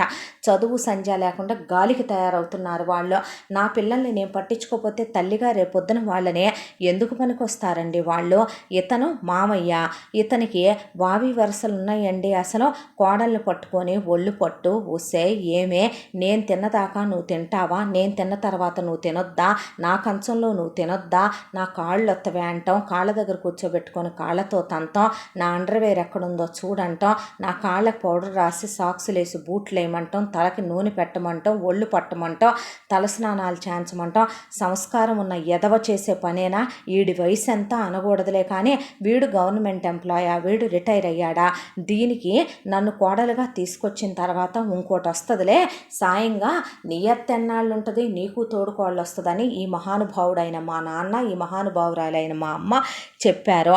ఇక అబ్బో వచ్చిందే మహాఘనురాలైనటువంటి తోడుకోడలో ₹1,00,00,000 కట్నం తీసుకొచ్చిందంట. కట్నం తీసుకొస్తే ఎవడికిచ్చింది ఆ కట్నం నాకు తెలియక అడుగుతాను. ఎవడ గొప్ప, ఆ కట్నం తీసుకొస్తే ఊరుకోవే, నువ్వు తీసుకొచ్చిన మాట నిజమేగా, ఓ తీసుకొస్తే ఆ కట్నం ఏమన్నా నీకు ఇచ్చిందా, అది తీసుకొచ్చిన కారులో ఏమన్నా నువ్వు తిరుగుతున్నావా, నీ పిల్లల పేరు మీద వేస్తానందా, అది తెచ్చిన బంగారం ఏమైనా నేను నువ్వు నీ పిల్లలు ఏమైనా ఏసుకు తిరుగుతున్నారా, నీ బతుకు చెడ, నీకు సిగ్గు శరం రెండూ లేవో, ఎదుగు బతుకు లేని బతుకని నీ జ్ఞానం కూడా రావటం లేదో, నీకో విషయం తెలుసా, మీ అమ్మ నీ చెల్లెళ్ళకి ఏమైనా చేతులు కాళ్ళు పడిపోయినాయి, ఆ పెళ్ళిళ్ళు చేసి పంపించిన తర్వాత అసలు సిగ్గు శరం లేకుండా ఈ ఎదవల ఇల్లరికానికి రావటం ఏంటి, ఈవిడ తీసుకొచ్చి పెట్టుకోవటం ఏంటి, అసలు మమ్మల్ని అవమానిస్తారేంటి అన్నారు అల్లుళ్ళు. అనేపాటికి ఇల్లరికం వచ్చిన అల్లుళ్ళకి మాట్లాడేటటువంటి ఛాన్స్ లేదమ్మా, ఇక్కడ మాట్లాడకూడదు, అన్నీ మూసుకొని కూర్చోవాలి, నాకు మిషన్ వచ్చని మా అమ్మ మహానుభావురాలు చెప్పిందని మా అత్తయ్య కుట్టాలి, మా తోడుకోళ్ళే కుట్టాలి, దాని అమ్మాయి కుట్టాలి, ఇక మా తోడుకోళ్ళ అమ్మ అనుకోండి, ఇప్పటికీ ఇదిగో ఈ మహానుభావుడు వీడికి పెళ్లి చేయకుండా అనుపమ తమ్ముడికి వీడికి పెట్టాల్సిన మొత్తం కూతురికి దోస్తుంది ఈ మహానుభావురాలు. ఒకవైపున మా ఆడపడుచుకి, మా ఆడపడుచు వాళ్ళ ఆడపడుచుకి, అత్తలకి, తోడుకోడళ్ళకి అందరికీ నేనెందుకు బట్టలు కుట్టాలి, ఊళ్ళోనే అత్తారిళ్ళుండి ఇక్కడికి వచ్చి పడి తినటం ఏంటండి, ఇక్కడ నేను చాకిరీ చేయటం ఏంటి, వాళ్ళకి ఏమైనా చేతులు పడిపోయినాయా, కాళ్ళు పడిపోయినాయా, వాళ్ళు మొగుళ్ళతో కులికి కడుపులు చేయించుకొని పిల్లల్ని కంటం ఏంటి, వాళ్ళ కడుపుతో ఉంటే నేను చేయటం ఏంటి, వాళ్ళ పిల్లలకి నేను అన్నాలు మాని కక్కూసులు కడగటం ఏంటి, వాళ్ళ పిల్లలు అది చెయ్యి ఇది చెయ్యి అంటం ఏంటి, నా పిల్లలు నాకు ఎదురు చెప్పటం ఏంటి, డాబా మీద బట్టలు ఆరేస్తుంటే ఎదురింటి అబ్బాయికి 35 ఏళ్ళంట, నీకే తమ్ముడు 35 ఏళ్ళంటయ్యా, కాబట్టి నేను నీ వైపు చూసి నీకు సైట్ వేస్తున్నానంట, ఏం మాటలు, ఆవిడ నా సిస్టర్ లాంటిదైతే అన్నాడు ఆ అబ్బాయి.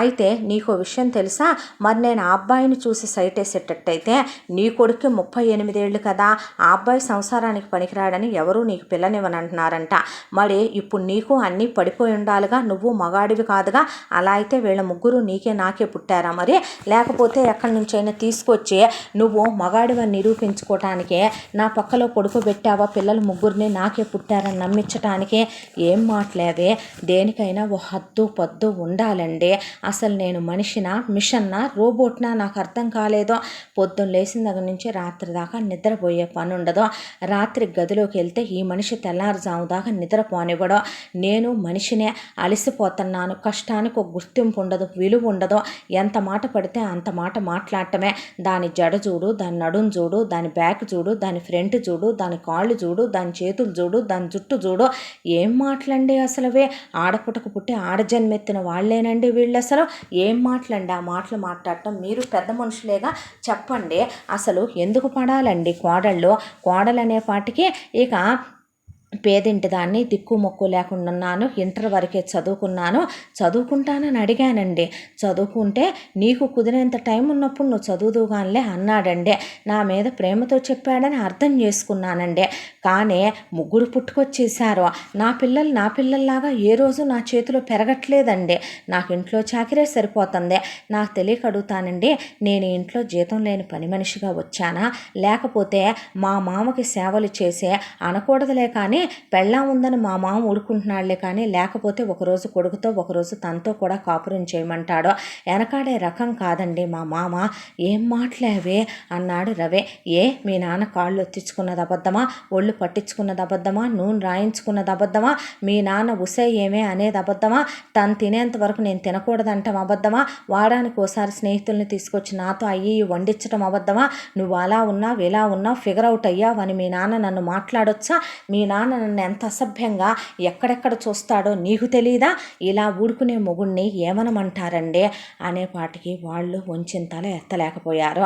అది కాదమ్మా అర్థం చేసుకోవాలి అని లక్ష్మీ శోభనాథన్ అంటే, అమ్మా నాన్న అయిపోయారమ్మా, ముక్కలు ముక్కలుగా నరికేసేదాన్ని, లేకపోతే ఎందుకమ్మా ప్రతి అమ్మా నాన్న ఆడపిల్లలకే అత్తారిల్లు అన్న తర్వాత మీరు కాంప్రమైజ్ అయిపోవాలి, అత్తారిల్లు అన్న తర్వాత మీరు సర్దుకుపోవాలి, మొగుడు తిడితే పడాలి, మొగుడు కొడితే పడాలి, ఏమ్మా వాడికి ఏమైనా కొమ్ములు ఉంటాయా, మనకే మగాడితో అవసరం ఉంటుందా, మగాడికేమి పెళ్ళాంతో అవసరం ఉండదా, వాడికి పిల్లల్ని కనాలంటే పెళ్ళాం కావాలి, వాడికి సంసారం చేయాలంటే పెళ్ళాం కావాలి, సరేనమ్మా ఆడది కోరికలు కలిగితే ఆపుకోగలదు, మగాడు కోరికలు కలిగితే ఎన్నాళ్ళు ఆపుకుంటాడు, వేసల దగ్గరికి వెళ్తే రోజుకి ఎంతని ఖరీదు కట్టిస్తాడో, వాడికి బట్టలు ఉతకటానికి పెళ్ళాం దోబి అవ్వాలి, ఇంట్లో వంట మనిషి అవ్వాలి, పని మనిషి అవ్వాలి, వాడికి రోగం వస్తే నర్సు అవ్వాలి, డాక్టర్ అవ్వాలి, వాడికి సేవ చేయాలి, తోడుండాలి, ఇక ప్రేమ అనురాగాలు ఆప్యాయతలు అందించాలి.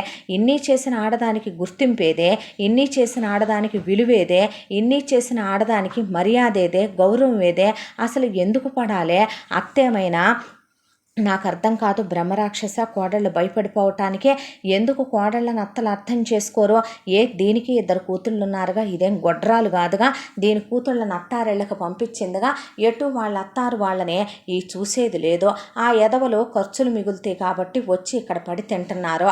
ఒరే చేతగాని సవట, నీకు ఒక విషయం తెలుసా, నేనంటే అన్నానని నువ్వు నాకన్నా వయసులో పెద్దోడినని, నేను చిన్నపిల్లని కదా అని నా నోరు మూయించేసుకుంటూ వస్తున్నావు కదా ఇంతకాలం నుంచి కూడా, నీకో విషయం తెలుసా, నీ తమ్ముడు కంటే అత్తగారోళ్ళు ₹1,00,00,000 కట్నం ఇచ్చారు, వాడు జాగ్రత్త చేసుకున్నాడు, వాడికి 1,00,000 జీతం వస్తే ఇంట్లోకి 50,000 ఇస్తాడు, వాడి పెళ్ళం 50,000 పెట్టి ఎంజాయ్ చేస్తారు, నీ బాబుకు 30,000 పెన్షన్ వచ్చుద్దే, ఈ రోజుకి నీ బాబు నీ అమ్మ ఒంటి మీద చెయ్యేసి కాపురం చేసి నీ బాబు డబ్బుల్నే బాగానే జాగ్రత్త చేసుకొని ఎంజాయ్ చేసి ఇల్లంతా మీ నాన్న పేరు మీద పెట్టుకున్నాడు, మరి నీ జీతం 1,50,000 అయింది కదా ఇప్పటికి 10 ఏళ్లలో, మరి ₹10 చూపించి నీ బ్యాంక్ అకౌంట్లో, నీ చెల్లెలు మొగుళ్ళు వాళ్ళ పిల్లలకని ప్రాపర్టీలు కొన్నారు, నీ చెల్లెళ్ళకి బంగారాలు కొన్నారు, డైమండ్ నెక్లెస్లు కొన్నారు, నువ్వేం కొన్నావు నా కోసం, 1 గ్రామ్ పెట్టి రూపు కొన్నావా, ఒక ₹100 పోనీ నా పేరు మీద పిల్లల పేరు మీద సేవింగ్స్లో వేసావా, ఏం బతుకుతున్నాం మనం, ఎందుకు బతుకుతున్నాం మనం,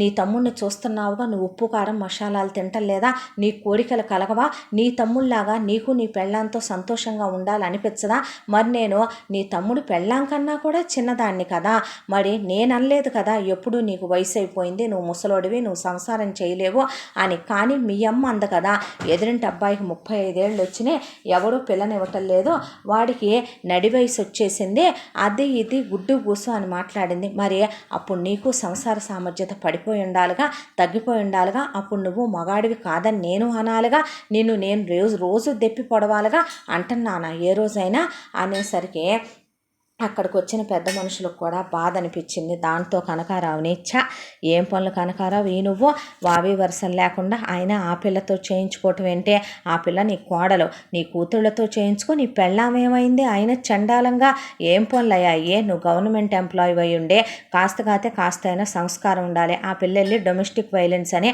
ఏదైనా కేసులు పెట్టిందంటే పగల కొడతారు, ఇంట్లో ఉన్న ఫ్యామిలీ మొత్తాన్ని తీసుకెళ్లి స్టేషన్లో పడేసి, ఏమమ్మా కాంతం కూతుళ్ళని తీసుకొచ్చి అసలు అసలు నువ్వు ఇళ్లలో ఇల్లరికం పెట్టుకోవటం ఏంటి? ఊళ్ళో ఇచ్చి నా ఇష్టం, నా ఇల్లు, నా కూతుళ్ళు, నేనున్నంతకాలం ఉంటారు వాళ్ళు, ఉంచుకుంటే ఉంచుకో, అలాంటప్పుడు నువ్వే చేసి పెట్టుకో, ఎవరి పనులు వాళ్ళు చేసుకోండి. నీ చిన్న కోడలు తన పనులు తను చేసుకోవాలి కానీ పెద్దోడి పెళ్ళాం మీద చేయి చేసుకోవటం ఏంటమ్మా నువ్వు? నీకేం హక్కు? ఒకవేళ వయసులో నీకన్నా చిన్నదే అయినా సరే వరుసకి నీకు తోడుకోళ్ళు, పెద్ద కోళ్ళు, అక్క అవుద్దే. ఏరా దరిద్రుడా, నీ పెళ్ళాము నీ వదిన్ని పట్టుకొని కొడతంటే నువ్వు మెదలకుండా నుంచుంటావా? ఆ నపుంసకుడికి వాడి పెళ్ళాం అనేటప్పుడు నోరు రాదండి, నేనేదైనా అనేటప్పుడే నోరు వస్తుంది అంది వాణి. వదిన అనేసరికి నోరు ముయ్యరా? ఏ రోజైనా నేను వచ్చి ఇన్నేళ్ళైందే, ఒక్కరోజైనా కష్టం సుఖం ఎలా ఉన్నా వదిన ఇంట్లో అని అడిగావంటరా పొసవా, ఈరోజు మాట్లాడుతున్నావు నువ్వు అనేసింది వాణి. దాంతో అయినా రవి, నువ్వైనా ఏంట్రా అది, మంచి చెడు ఆలోచించుకోకుండా నీకు పెళ్ళాం పిల్లలు కుటుంబం ఉన్నారు, ఇవేవి ఆలోచించుకునే పని లేదా? నువ్వు కూడాను అమ్మాయి పనులు చెప్పబాకండమ్మా, అమ్మాయి పనులు చేయటం ఏంటి? అమ్మాయి ఏమన్నా రోబోటా? పని మనుషులను పెట్టుకో కాంతమ్మ, పెట్టుకొని పని మనుషులతో చేయించుకో, ఇంటి పెద్ద కోడలుగా. అయినా అసలు నీ పెళ్ళాన్ని నువ్వు ఎందుకు చదివించవరా రవి? ఆ పిల్ల కూడా ఉద్యోగం చేస్తే వేడినీళ్ళకి సన్నీళ్ళని ఎంతో కొంత తోడయ్యేది కదా. ఎవరు కాపురాలు అసలు ఎందుకు వేరు కాపురాలు పెట్టుకోరు? నువ్వు గవర్నమెంట్ ఎంప్లాయీ అయ్యిండి, అసలు మీ ఇద్దరికి ట్రాన్స్ఫర్లు రాలేదేంట్రా? మీ ఇద్దరికి ప్రమోషన్లు రాలే ఇప్పుడు వరకే? అమ్మాయి మీరు అసలు ఆడపిల్లలేనా? మీరు ఊళ్ళో సంబంధాలు ఇస్తే వచ్చి ఇక్కడ ఉండటం ఏంటమ్మా? ఏమంత పద్ధతి ఇది? అసలు ఏమైనా పద్ధతిగా ఉందా?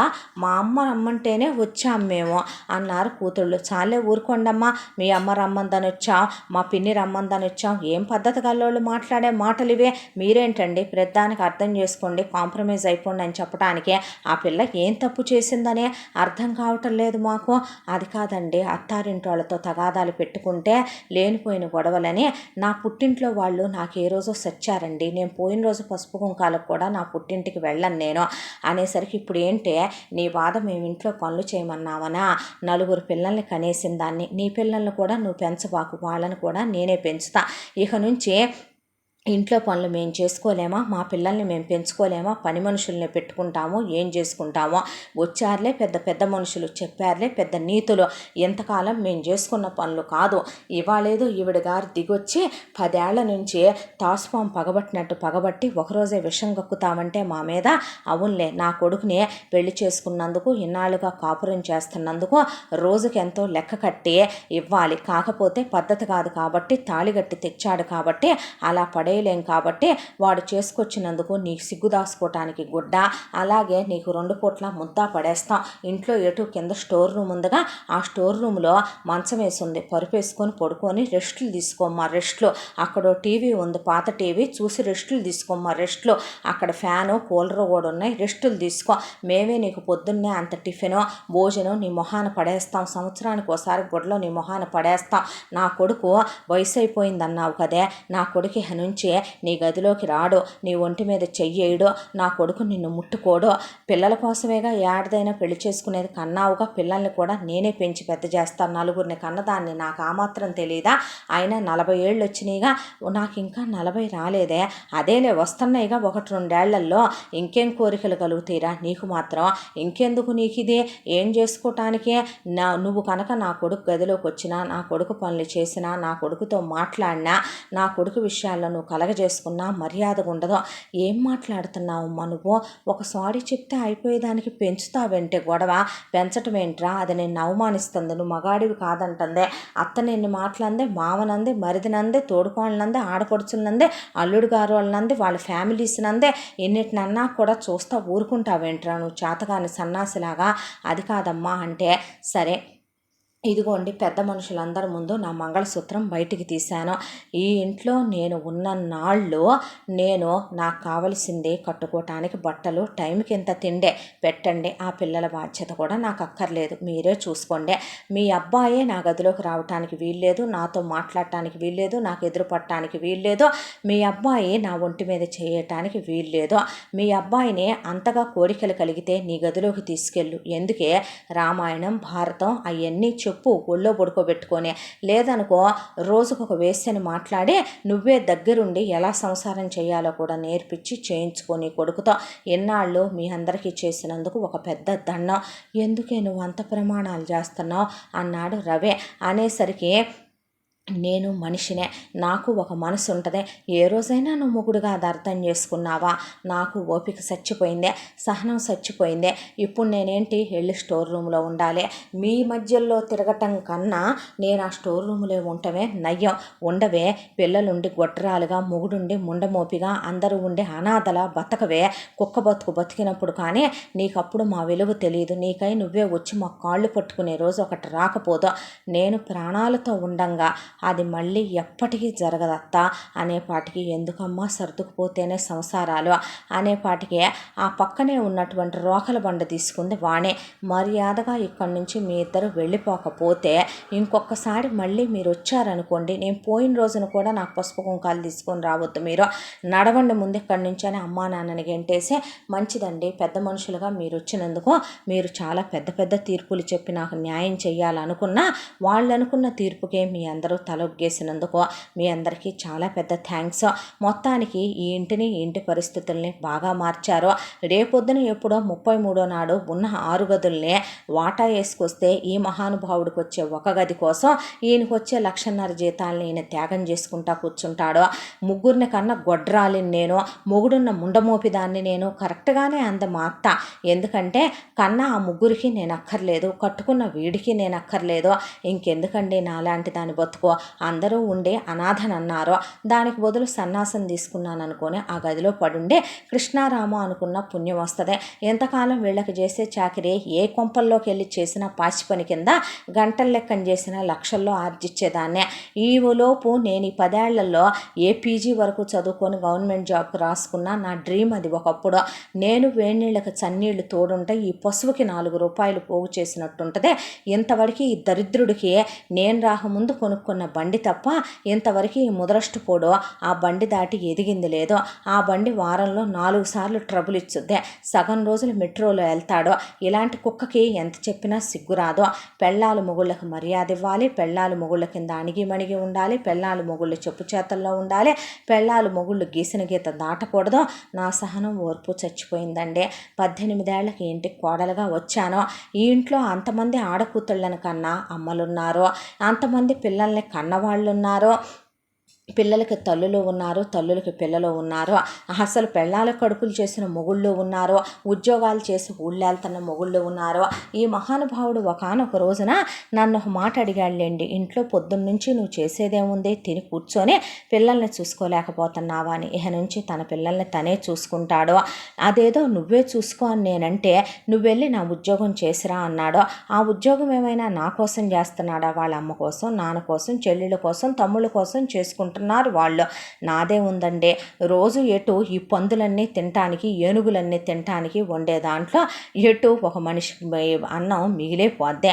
అది నాకు పడేసిన ముష్టిదాన్ని అనుకొని నాకు చాలండి, సరిపోద్ది, మీరు వెళ్ళండి అనేసింది వాణి. ఆ తర్వాత స్టోర్ రూమ్లోకి వెళ్ళి శుభ్రంగా దులుపుకొని మంచం పరుపు వేసుకొని శుభ్రంగా ఫ్యాన్ పెట్టుకొని తన బట్టలు ఎత్తుకెళ్ళిపోయి తలుపులు వేసేసుకొని వెనకమాల నుంచి పెరట్లోకి బాత్రూంలోకి దారుందే. శుభ్రంగా ఆ గదిలో కూలర్ వేసుకొని పడుకొని టీవీ చూస్తా ఆ గదిలో సెటిల్ అయిపోయింది వాణి. పరిస్థితులదేముందిలే, 4 రోజుల్లో ఏ గొడవైనా చల్లబడిపోద్దులే, కాంప్రమైజ్ అయిపోతారనుకున్నాడు రవి. అయితే అసలు ఆ గొడవని చల్లబడిస్తేనేగా తన తల్లి కానీ చెల్లెళ్ళు కానీ నానాటికి ఆ గొడవని ఇంకా ఇంకా పెంచుతూనే ఉన్నారు. అయితే ఒకవైపున భార్గవి, శ్రీదేవి అటు పుల్ల తీసి ఇటు పెట్టరు కాబట్టి పని అంతా కాంతం మీద వదిలేశారు. కాస్త పని అందుకోండే అంటే చాలేవమ్మా, ఆ మాత్రం పని లేదో మేము ఇళ్ళ దగ్గర చేసుకోలేక కాదా ఇంటి ఇక్కడికి వచ్చిందే, పని మనిషినన్నా పెట్టుకుందామయ్యా అని కనకారావుని అడిగితే, వచ్చేదంతా నాది 30,000 పెన్షన్, పెద్దోడిది పిల్లల ఫీజులకి చదువులకి హారతైపోతుంది, చిన్నోడు 50,000 ఇస్తాడు, ఇంటి ఖర్చుల కిందకే సరిపోతుంది, ఎన్ని కంచాలు లెగాలి రోజు, ఎన్ని టిఫిన్లు తినాలి, ఏనుగులు తిన్నట్టు తింటారు, ఎక్కడి నుంచి తీసుకొచ్చి ఇవ్వాలి అని కనకారావు వచ్చి కాళ్ళొత్తు నడు నొప్పిగా ఉంది అంటే, ఎవడొత్తుతాడే, నీ బాబు ఏమైనా వచ్చి ఒత్తుతాడా ఏంటి నా కాళ్ళలో, పోయాడుగా నీ బాబు, వచ్చొత్తు, మల్లెపూలు తీసుకొచ్చాను పద గదిలోకి, ఇప్పుడేందయ్యా నీకు తెలుసు రోజు నాకు అది లేకపోతే నిద్ర పట్టదని. కనకారావుకి 70 ఏళ్ల వయసుకు దగ్గరగా ఉండి కూడా ఆ ధ్యాసలు ఎక్కువ. ఇక ఇలా ఒక 2 నెలల కాలం గడిచిపోయింది. రవికి నరకం గుర్తుకొస్తుంది. వాణి ఇంట్లోనే అలా ఒక గదిలో ఉంటూ తన ఒంటి మీద చెయ్యనివ్వకుండా తల్లి అడ్డంగా పడుకుంటుంటే పిల్లల్ని పెట్టుకొని భార్య తెగ గుర్తొస్తుంది. ఒక రకంగా పడక సుఖం కావాలని శరీరం వెంపర్లాడుతుంది. దానికి తోడు తన రూము మధ్యలో ఉంది. ఒకవైపున చెల్లెళ్ళ మొగుళ్ళతో సరసాలు, ఒకవైపున తమ్ముడు పెళ్ళాం అలిసిపోయిన వాళ్ళ గదిలో నుంచి వచ్చేటటువంటి వాళ్ళ అలుపులు, వాళ్ళ కేకలు అవన్నీ వింటుంటే మనసంతా అల్లకల్లోలం అయిపోయి పిచ్చి ఆలోచనలన్నీ రావటంతో లేచి ఎలాగైనా సరే భార్య కాళ్ళు పట్టుకొనైనా ఒప్పించుకుందామని వచ్చి కిటికీలో నుంచి చూస్తే కాస్త కాళ్ళ మీద చీర పైకి పోయింది వాణిదే. ఆ కాళ్ళు ఎంత అందంగా ఉన్నాయో, పాదాలు మువ్వల పట్టీలు పెట్టుకొని మెట్టెలు పెట్టి ఎంత ముద్దొస్తున్నాయో, ఇదెంత ముద్దుగా ఉంటుందో, ఎంత అందంగా ఉంటుందో, ఎంత హుషారుగా ఉంటుందో అని దీనికి నా ధ్యాసే లేదో. ఏమైపోతాడా ఒక్కడు పడుకొని అలా పస్తులుంచితే అని అసలు ఆలోచించుకుంటుందా అనేలోపు కాంతం మెసల్టం చూసి రవి వెనక్కి తగ్గాడు. ఈలోపు కనకారావు వచ్చి కాంతాన్ని లేసి గదిలోకి రా అంటే ఓపిక లేదు అనేపాటికి నోరు మూసుకొని రా లోపలికి మల్లెపూలు తీసుకొచ్చానని కాంతాన్ని తీసుకెళ్ళి 1 గంట కాపురం చేశాక హబో పోయి పిల్లలతో బయట పడుకోపో, మళ్ళీ బయట ఉండాల్సిందని లోపలికి ఎలా వచ్చావు అనుకుంటారు పిల్లలని బయటికి పంపిస్తే తన అమ్మ నాన్న బాగానే ఉన్నారు. తన చెల్లెళ్ళు మొగుళ్ళతో కాపురాలు చేసుకుంటున్నారు. తన తమ్ముడు పెళ్ళామైతే ఎప్పుడు సరదాల్లో మునిగిపోయే ఉంటారు. తనకి జీవితంలో ఏముంది అసలు? అమ్మ నిద్రపోయిన తర్వాత చిన్న రాయేసి వాళ్ళమ్మకి మెల్లగా వాణి దగ్గర గదిలోకి వెళ్ళాడు. ఎందుకు వచ్చావు నువ్వు అంది వాణి మీద చెయ్యగానే. అదేంటే ఎందుకు వచ్చానంటావు? జరిగిందేదో జరిగిపోయిందే. నేను ఇప్పుడు ఇదివరకిట్లాగా ఉండను. మనిద్దరం మామూలుగా మంచిగా ఉందాం. అంతకైతే కనుక పని మనుషులను పెట్టుకుంటారులే. నువ్వు ఇదివరకిట్లాగా పనులు కూడా చెయ్యొద్దు. మన పిల్లల్ని చూసుకోవటానికైనా మనం కలిసి ఉండాలి కదవే అంటే నువ్వు ఇప్పుడు ఇక్కడికి ఈ టైంలో ఎందుకు వచ్చావో తెలుసుకోలేనంత పిచ్చిదాన్ని కాదు నేను. ఒక్క మాట అడగనా, నువ్వు నన్ను ఎందుకు పెళ్లి చేసుకున్నావు? కేవలం ఈ సుఖం కోసమేనా? ఏం మాటలేవే అంటే ప్రతి మగాడికి ఎందుకు రాత్రి పెళ్ళాం కాళ్ళు పట్టుకుంటాడు, పొద్దున్నే పెళ్ళాం జుట్టు పట్టుకుంటాడు ఎందుకు? రాత్రి పెళ్ళాం దగ్గర ఎక్కడ లేని చిలక నవ్వులు గుర్తొస్తాయి. పొద్దున్నే అమ్మని చూసి భయపడిపోయి పెళ్ళాం వేలు పట్టుకోవాలన్నా కూడా భయపడిపోతాడు ఎందుకు? సంస్కారవంతుల లక్షణాలంటారా?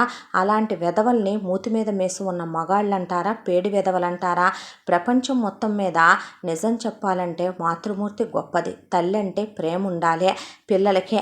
అది మగపిల్లలైనా ఆడపిల్లలైనా సహజం. కానీ 20 ఏళ్ళు 25 ఏళ్ళు పెంచుద్ది తల్లే కనుక సరిగ్గా సక్రమమైన మార్గంలో పెంచేదైతే కనుక మీకు అక్క చెల్లెళ్ళు ఉన్నారు నాన్న. రేపు మీ జీవితంలోకి వచ్చే ఒక అమ్మాయి కూడా పరాయింట్లో పుట్టి పెరిగి వేరే వాతావరణంలో వేరే అలవాట్లతో వాళ్ళందరినీ వదులుకొని మన ఇంటికి వస్తుందయ్యా. మన్నే నమ్మి మనం ఆ పిల్లని గుండెల్లో పెట్టుకొని చూసుకోవాలి. ఆ పిల్లే రేపొద్దున మన వంశాభివృద్ధి చేసుద్దయ్యా. రేపొద్దున మేము ఉన్నా లేకపోయినా నీకు అమ్మ అవుద్ది, నాన్న అవుద్ది, అక్క అవుద్ది, చెల్లవుద్ది, తోడవుద్ది, నీడవుద్దని ఎందుకు చెప్పరు మీ అమ్మ లాంటి పశువులు? మీ అమ్మకి ఏం తెలీదో? ఇప్పుడు కూడా మీ అమ్మ మీ నాన్నతో బాగానే కాపురం చేసి వచ్చి పడుకుందిగా బయట. నీ తమ్ముడిని చూస్తున్నావు కదా, వాడు పెళ్ళాంతో ఎలా ఉంటాడు? పెళ్ళాంతో కలిసి స్నానం చేస్తాడు, సినిమాలకు వెళ్తాడు, షాపింగులకు వెళ్తాడు, ట్రిప్పులకి వెళ్తాడు. పిల్లల్ని నా యదాన పడేసి పగలు రాత్రి తేడా లేకుండా అసలు శనివారాలు ఆదివారాలు వచ్చినాయి అంటే తిన్న ప్లేట్లు గ్లాసులు కూడా బయటికి నేనే తెచ్చుకోవాలి. 24 గంటలు మొగుడు పెళ్ళాం ఇక చెప్పాలంటే సంసారం చేసుకుంటానే ఉంటారు. నువ్వు మనిషివేగా, నీకు కోరికలు చాలా ఉంటాయిగా. మరి అలాంటిదే నాకన్నా వయసులో 10 ఏళ్ళు పెద్దోడివే. ఒక్కరోజు నేను ఆ మాట నిన్నన్నది లేదో. నీకు నచ్చినట్టుగానే ఉంటూ వచ్చానే. నా చదువును తొక్కేశావు, భరించాను. పిల్లల్ని కంతీరాలన్నావు, భరించాను. నిండా 20 ఏళ్లకి 3 పిల్లల తల్లిని నేను. పిల్లలు నాకు విలువిచ్చేది లేదు, గౌరవం ఇచ్చేది లేదు. ఇవాళ నాకే విలువివ్వని, నాకే గౌరవం ఇవ్వని పిల్లలు రేపొద్దున తండ్రిగా నీకు విలువిస్తారా? తండ్రిగా నీకు గౌరవం ఇస్తారా? ఇప్పుడే ఈ వయసుకే నీ కూతుళ్ళు ఇంకొక 4 ఏళ్లలో పెద్ద మనిషి కాబోయే వయసు వస్తున్న పిల్లలు అలా ఫోన్లు వాడుతున్నారే, ఫోనుల్లో ఎన్ని చెడు రకాలైనవి చూస్తున్నారో తెలుసా నీ కూతుళ్ళో?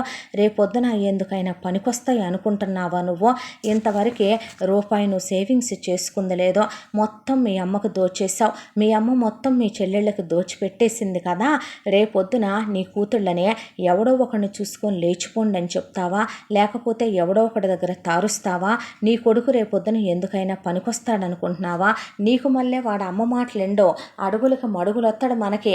ఇంకో విషయం తెలుసా, నీ కొడుకు మీ నాన్న సిగరెట్లు తాగి మందు తాగుతుంటే చూసి మీ నాన్న అటు ఇటు వెళ్ళినప్పుడు ఆ సిగరెట్ పఫ్ఫునే పీల్చి చూస్తున్నాడు నీ కొడుకు.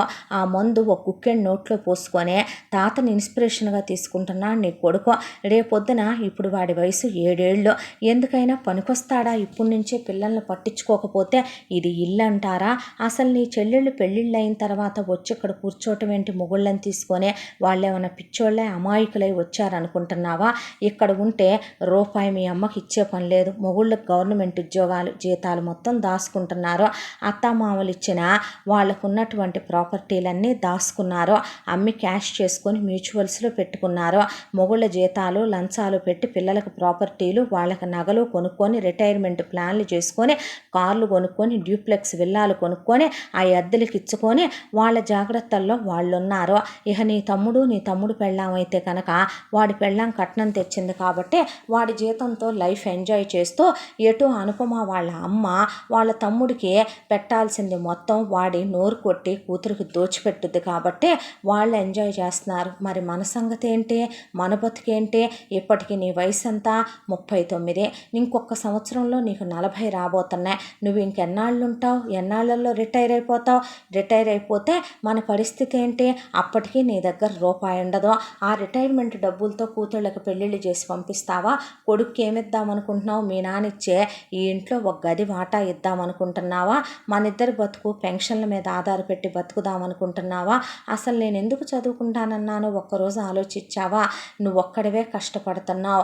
నేను కూడా చదువుకొని గవర్నమెంట్ జాబ్కి రాసుకుంటే ఏ టీచరో ఏ లెక్చరరో అయితే, లేదా ఏ బ్యాంకులోనో వస్తే వేడినీళ్ళకి చన్నీళ్ళు తోడని 4 రూపాయలు పోగు చేసుకోవచ్చు. మనకి 2 ఆడపిల్లలు ఉన్నారు, మగపిల్లాడు ఉన్నాడు. పిల్లల్ని కోరిన చదువులు చదివించవచ్చు.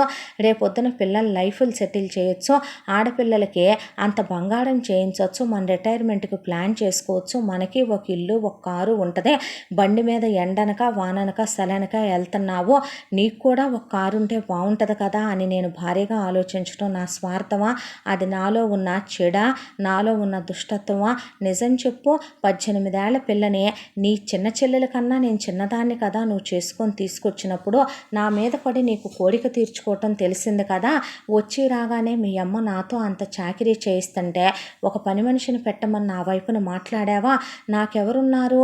నిన్నే నమ్ముకొని కదా నేను వచ్చాను. నా వాళ్ళందరినీ వదిలేసుకుని వచ్చాను కదా. ఏ ఆడపిల్ల వైపైనా ఇనిషియేటివ్ ఎవరు తీసుకోవాలి? భర్తే కదా తీసుకోవాలి.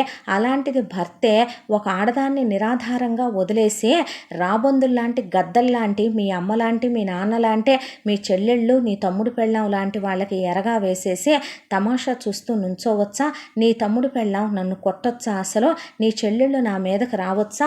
మీ అమ్మ నన్ను కొట్టి తిట్టొచ్చా? మీ నాన్న నేను కోడల్లా లేకపోతే ఇంకేమైనానా? మీ నాన్నకి నేను నోట్లో పెట్టి తినిపించాలా? మీ నాన్న నాతో సరసాలా? మీ నాన్నని ఎక్కడ పడితే అక్కడ గిల్లటాలా? అవన్నీ నీకు చెప్తే ఆయన తత్వం అంతేలే పట్టించుకోబాకంటావా? నీ తమ్ముడు పెళ్ళాం ఏమన్నా నాకు నా తమ్ముడికి మధ్య విభేదాలు వస్తే నోరు మూసుకోమంటావా? నీ చెల్లెళ్ళకి నీ చెల్లెల మొగుళ్ళకి కూడా నేను లెట్రిన్లో నీళ్లు పెట్టాలి, వాళ్ళ మొగుళ్ళకు కూడా నేను స్నానాలకి నీళ్లు తోడాలి. ఎంత అసభ్యకరమైన పనిదే. అన్నం తినేటప్పుడు వాళ్ళ పిల్లలకు కక్కుసులు కడగాలి. ఎదురింటి అబ్బాయితో గ్యాస్ ఓడితో పేపర్ ఓడితో మీ అమ్మ అక్రమ సంబంధాలు అంటగట్టి నాకు బాడీ షేమింగ్లో చేస్తూ నా గురించి వెటకారం చేసి నేనేమైనా జోకర్నా? నేనేమైనా కమెడియన్నా? నా గురించి నవ్వుకోవటానికే నాకు ఆత్మాభిమానం ఉండదా? సెల్ఫ్ రెస్పెక్ట్ ఉండదా? నేను నీ భార్యని కాదా? నీకు ఒక విలువ అంటూ ఏడిస్తేనేగా నాకుంటానికి. ఏ ఆడదానికైనా నేను నీకు ఒక విషయం చెప్పనా? మండోదరికి సీతకి ఉన్న తేడా ఏంటో తెలుసా? రాముడు చిన్న పిల్లోడు. నిజానికి రావణాసురుడు చాలా పెద్ద వయసు మీరిన వ్యక్తి, జ్ఞానం ఉన్న వ్యక్తి. కాకపోతే రావణాసురుడు చాలా గొప్ప రాజు కూడా లంకా నగరానికే. కానీ అందరూ సీతమ్మ తల్లిని రాముణ్ణే ఎందుకంత గొప్పగా మాట్లాడతారో, సీతారాములను ఎందుకంత పొగుడుతారో, మండోదరి రావణాసురుల్ని ఎందుకంత అనరో తెలుసా? దుష్టుడైనటువంటి మొగుడున్నాడు మండోదరికి, దేవుడైనటువంటి మొగుడున్నాడు సీతకే. భర్తను పట్టే కదో భారీ విలువ పెరగటమైనా భారీ విలువ తగ్గటమైనా, నువ్వే నాకు విలువ ఇవ్వకపోతే ఇంకా మన పిల్లలేమిస్తారు? అమ్మకి మీరు అమ్మ చెప్పిన మాట వినాలమ్మా, అమ్మ చెప్పినట్టు మీరు చెయ్యాలమ్మా అనే రోజైనా నువ్వు చెప్తేనేగా, ఏ రోజైనా అసలు నువ్వు నా కష్టం సుఖం అర్థం చేసుకుంటేనేగా పీరియడ్స్ వచ్చి పొత్తుల కడుపులో నొప్పి వచ్చి ఓవర్ బ్లీడింగ్లు అయ్యే నేను ఎంత నరకం అనుభవిస్తున్నానో నీకు చెప్పినా పట్టించుకున్నావా? ఏ రోజైనా 3 కాన్పులు, ఆ 3 కాన్పులు నాకైంది సిజేరియన్లో, ఇంకా నువ్వు పిల్లల్ని కనలేదని మీ అమ్మ నన్ను అంటాం, ఆపరేషన్ చేయించుకొచ్చానని మీ అమ్మ నన్ను కొట్టడం. అసలు ఏంటిది? మనిషినా పశువునా నేను? నువ్వే అర్థం చేసుకోకపోతే ఇంకెవరు అర్థం చేసుకుంటారయ్యా నన్ను? వెళ్ళి నీ గదిలో నువ్వు ప్రశాంతంగా పడుకో. వేసల దగ్గరికి విలయాల దగ్గరికి వెళ్తానన్నా వెళ్ళు, దేన్నన్నా పెళ్లి చేసుకొచ్చుకుంటానన్నా చేసుకో. నేనే తలుచుకుంటే కనుక మీ మీద గృహహింస చట్టం, డొమెస్టిక్ వైలెన్స్ పెట్టాలంటే నాకు తెలివితేటలు లేక కాదు, 5 నిమిషాలు పట్టుద్దే. కోర్టుకి ఎక్కి కేసు పెట్టి నీ పిల్లల్ని కూడా నీకే వదిలేస్తే నీ జీతంలో సగం వచ్చుద్దే. నా వయసుకు నన్ను ఎవడైనా చేసుకుంటాడు, నీ వయసుకి నీకు సంబంధాలు రావటం, 3 పిల్లల తండ్రివి కాబట్టి కష్టమేమో, కానీ నన్నెవడూ చేసుకోడా. నీ ఇష్టం వచ్చినట్టు నువ్వు చేసుకో. నువ్వు మనిషివైతే నేనేమైనా చెప్తే వింటావు, నువ్వు పశువువి మృగానివి కాబట్టి నేను చెప్పే నీ చెవికి ఎక్కో. ఇప్పుడు కూడా నీకు కావలసిందే నేను ఇచ్చే శారీరక సుఖమే, బయట చాలా చోట్ల దొరుకుద్ది. మీ అమ్మే మాట్లాడుకొస్తుంది రోజుకో దాన్ని, అవసరమైతే వెళ్ళి సుఖపడు. ఇప్పుడు మళ్ళీ నేను నీకు తప్పెట్లు కొట్టానని, నేను వేశ్యనని, కులతనని, పతితనని, నిన్ను పిలిచి తలగడ మంత్రాలు వేశానని, నిన్ను నేనేదో పడకలో పెట్టి మార్చుకున్నానని, నిన్ను లోపలికి పిలిచానని, ఈ కొత్త బిరుదులన్నీ నాకెందుకు, ఈ కొత్త అపవాదులన్నీ నాకెందుకు బాబు? ఈ ఇంట్లో ఏంటో తెలుసా? మీ అమ్మ అందరికన్నా పెద్ద పతివ్రత, మీ నాన్న ఉత్తమ పురుషుడు, తర్వాత నువ్వు నీ తమ్ముడు పిల్లదేవుళ్ళు, ఇక నీ చెల్లెళ్ళ విషయానికి వస్తే దేవతలు, వాళ్ళ మొగుళ్ళ విషయానికి వస్తే అసలు కారణ జన్ములు, ఇక నీ మరదల సంగతికి వస్తే భూమి మీద పుట్టాల్సింది కాదు స్వర్గంలో పుట్టాల్సిన అప్సరస భూమి మీదకి వచ్చి అనుకోకుండా మీ తమ్ముడు ప్రేమించి ఇంటికి కోడలుగా వచ్చిందే. పిల్లలున్నారంటే ఒక రకంగా దేవదూతలు వాళ్ళంతా. ఇలాంటి వాళ్ళ మధ్య నేను బ్రహ్మరాక్షసిని. నాలాంటి బ్రహ్మరాక్షసితో మీ అందరూ ఏముండగలుగుతారు చెప్పు? నా పుట్టింటి వాళ్ళని చెప్పుతో కొట్టాలి, కాకపోతే కన్నారు కాబట్టి కొట్టలేకపోతున్నాను. నాకు ఇక మీదట నువ్వు మొగుడుగా నువ్వు చచ్చావు, పిల్లలుగా వాళ్ళు చచ్చారు, నాకు అత్తిల్లు లేదు, నేను అనాథనని మెమ్మ ఖరారు చేసేసిందే. మొగుడుండి విధవనందే, పిల్లలుండి గొడ్రాలనందే, అమ్మా నాన్నలు పుట్టిల్లు కూడా లేదు, నాకు అక్కర్లేదు, పసుపు కుంకాలు కూడా అక్కర్లేదని చెప్పేశాను. నువ్వు ఇలాగే నా గదుల్లోకి వచ్చేటట్టయితే కనుక, నీకు కూడా నేను భారం అనిపించేటట్టయితే కనుక చెప్పేసే. ఇలా ఉండటం కూడా నీకు బాధగా ఉంటే నా మిషన్ తీసుకుంటా, శుభ్రంగా ఎక్కడో చోటకి వెళ్తానో, ఒక గది అద్దెకి తీసుకొని మిషన్ కుట్టుకుంటానో, వచ్చే డబ్బులు పెట్టి డిగ్రీ పీజీ రాసుకుంటాను, గవర్నమెంట్ జాబుకు రాసుకుంటాను, నా కాళ్ళ మీద నేను ఆధారపడతాను, నీకు విడాకులు ఇచ్చేస్తా. ఎలిమని కూడా అక్కర్లా, నీ పిల్లల్ని నువ్వే ఉంచుకో, మీ అమ్మ పాలు తాగో, మీ నాన్నకి తల్లో కుక్కులెయ్యి, మీ చెల్లెళ్ళకి జళ్ళెయ్యి, నీ మరదలకి రోజు కాళ్ళకు కొబ్బరి నూనె రాసి నీ మరదలకు పాల గ్లాస్ ఇచ్చి గదిలోకి పంపించు. ఒక మాట అడుగుతాను, నీ పెళ్ళాన్ని నేనా నీ తమ్ముడు పెళ్ళామా? నాకు అర్థం కాలేదు. ఏమీ లేదులే, పెళ్ళాన్ని కుడితే ఎలాంటి మగాడికైనా వాడు కూలోడైనా సరే రోషం వస్తుంది కదా, అలాంటిదే నీకన్నా వయసులో చిన్నదే కదా, అదే నాకన్నా పెద్దదై ఉండొచ్చు, కానీ తమాషా చూస్తూ నుంచునేపాటికి ఆశ్చర్యపోయానులే, బయటికి వెళ్ళిపో అనేసి వాణి నా బతుకు నేను ప్రశాంతంగా బతుకుతున్నాను, ఎలాగైనా నన్ను బతకని, నీకు దండం అందే. అనేసరికి కాంతం చాకిరీ చేసి మూలన పడిందే. రవి ఆలోచనలో పడ్డాడు. చిన్న కోడలు ఎవరి కోసం చేస్తావు, ఎందుకు చేయవో, నా పిల్లలు ఏడుస్తున్నారు వచ్చి పట్టించుకో అనేపాటికి నీ పిల్లల్ని నువ్వు చూసుకోమ్మాయి అనేసరికి, నీ కూతుళ్ళని నీ కూతుళ్ళ పిల్లల్ని అంటల్లా నన్ను అంటున్నావు అనేపాటి. చూసావా వీరు ఎలా అంటుందో అంటే, నోరు ముయ్యమ్మ అన్నాడు వీరేంద్ర. పెళ్ళాం చాటు వెధవ కొంగు పట్టుకునే వెధవ అనేపాటికే ఏమే వచ్చిన కాళ్ళు ఒత్తుదుగానరా అని కనకారావు ఒకవైపు నుంచే హాస్పిటల్ తీసుకొచ్చారు. కూతుళ్ళనే కాస్త మీ మొగుళ్ళని డబ్బులు ఇమ్మనమనండే, పని మనుషులను పెట్టుకుందామంటే అదేదో మేము ఇచ్చేటట్టయితే ఇక్కడికి రావటం ఎందుకు అత్తయ్య, బయటే వేరు కాపురాలు పెట్టుకునే వాళ్ళం కదా మేము అనేశారు అల్లుళ్ళు. దాంతో ఏం చేయాలో అర్థం కాక ఒక రోజున అమ్మ కూతుళ్ళు కలిసి కూర్చుంటూ మాటలను చెప్పుకుంటూ కూర్చున్నారు. రవి అటుకేసి వెళుతుంటే పెద్దోడా అంది కాంతం. ఏంటమ్మా అంటే ఇట్రా అంటే రా అన్నయ్య కూర్చోరా అన్నారు చెల్లెళ్ళు. ఏంటే అన్న తర్వాత నీకో విషయం చెప్పాలి పెద్దోడా అన్న తర్వాత అప్పుడే ఇంటి ముందుకి ఆటో వచ్చి ఆగిందే. ఆటోలో నుంచి బొడ్డుకి 2 బెత్తులు కిందకి చీర కట్టి అసలు వెనకమాల బ్లౌజ్ ఉందా లేదా అన్నట్టు జస్ట్ ఒక థ్రెడ్ నాటేసి, చెప్పకూడదులే కానీ డైరెక్ట్గా రెడ్ లైట్ ఏరియా లేడీస్ కూడా అంత అసభ్యంగా ఉండరేమో అలా ఉన్న ఒక ఆడది గొప్పు మని సెంటు వాసన కొట్టుకుంటూ తల్లో పూలు పెట్టుకొని అక్కడికి వస్తే నువ్వు లోపలికి వెళ్ళమ్మా, ఇది వీడి గది అని చెప్పింది కాంతం. నా గదిలోకి వెళ్ళమంటున్నావేంటమ్మా అంటే ఏమీ లేదురా, సంసార సుఖం లేదని మనిషి మగ్గిపోతున్నావు కదా, అది మీద చెయ్యనివ్వటం లేదని. ఈ అమ్మాయి పేరు కామినే, వయసులో ఉన్నప్పుడు లేచిపోయిందంట ఒకడితో. ఇది మన భార్గవి తరపున అత్తగారి వైపు చుట్టం. దీనికి సొమ్ము కూడా బాగానే ఉంది. అమ్మ బాబులో ఇదేదో లేచిపోయి తప్పు చేసిందన్నట్టు సచ్చారు. ఆ తర్వాత ఇది తిరిగొచ్చి ఇంకొకడిని పెళ్లి చేసుకుందే. 2 పిల్లలు కూడా ఉన్నారనుకో, అయితే ఆ పిల్లలు కూడా నీ పిల్లలే అనుకో. నీకో 3 ఉన్నారు, వాళ్ళకి 2, మళ్ళీ మీ ఇద్దరికి కలిపి ఇంకొకళ్ళని కంటానందులే. అంటే మరి ఇంత చేసే తను ఇంట్లో పని చేస్తుందా అమ్మా అంటే, ఇంట్లో పని అంటే దానికి రూపాయి ఉంది, ఆ రూపాయి పెట్టి పని మనిషినైనా పెట్టుకోవచ్చు కదరా. ఇంకో విషయం తెలుసా, నీకు రాత్రి సుఖం అందించుద్దే. ఇంట్లో పని అంటే పని మనుషులకి జీతం తనే ఇస్తానని చెప్పింది. నీ పిల్లల్ని సర్లే ఉండనివ్వండి అంది. పిల్లలకు కూడా చెప్పాను పిన్నొచ్చుద్దమ్మా అంటే, చూడదుగో కామిని పిన్ని అని నీ పిల్లలు వెళ్ళి ఎలా మీద పడ్డారో, చాక్లెట్లు ఇచ్చిందో అనేపాటికి రవి పిల్లల వైపు చూశాడు. చూసేసరికి ఏమన్నారమ్మా పిల్లలు, మా అమ్మ చచ్చిపోయింది, మా అమ్మ మాకొద్దు, పిన్నే కావాలి అన్నారు. పిల్లలకు కూడా అలవాటు చేసేసాను, దానికి విడాకులు పడేరా నీ పెళ్ళానికి, దాన్ని వదిలిచ్చేసుకో, పిల్లల్ని మనమే ఉంచుకుందాం, దానికి ఆస్తిలో వాటా కూడా పెట్టక్కర్లేదు, అప్పుడు నీ జీతంలోంచి 10,000 పడే ఆ ముష్టి దానికి 10 ఏళ్లుగా దాన్ని అనుభవించావు కదా, ఇంకా ఏం మోజుందరా దాని మీద, నీ కోరిక తీరిపోలా, నువ్వు చూడని సీక్రెట్లు ఏమున్నాయి అన్నయ్య, నీ పెళ్ళాము శరీరంలో మరీ కాకపోతేనో 3 పిల్లల్ని కన్న తర్వాత ఇంకా దేనికి పనికి వస్తుంది అదే అన్నారు చెల్లెళ్ళు.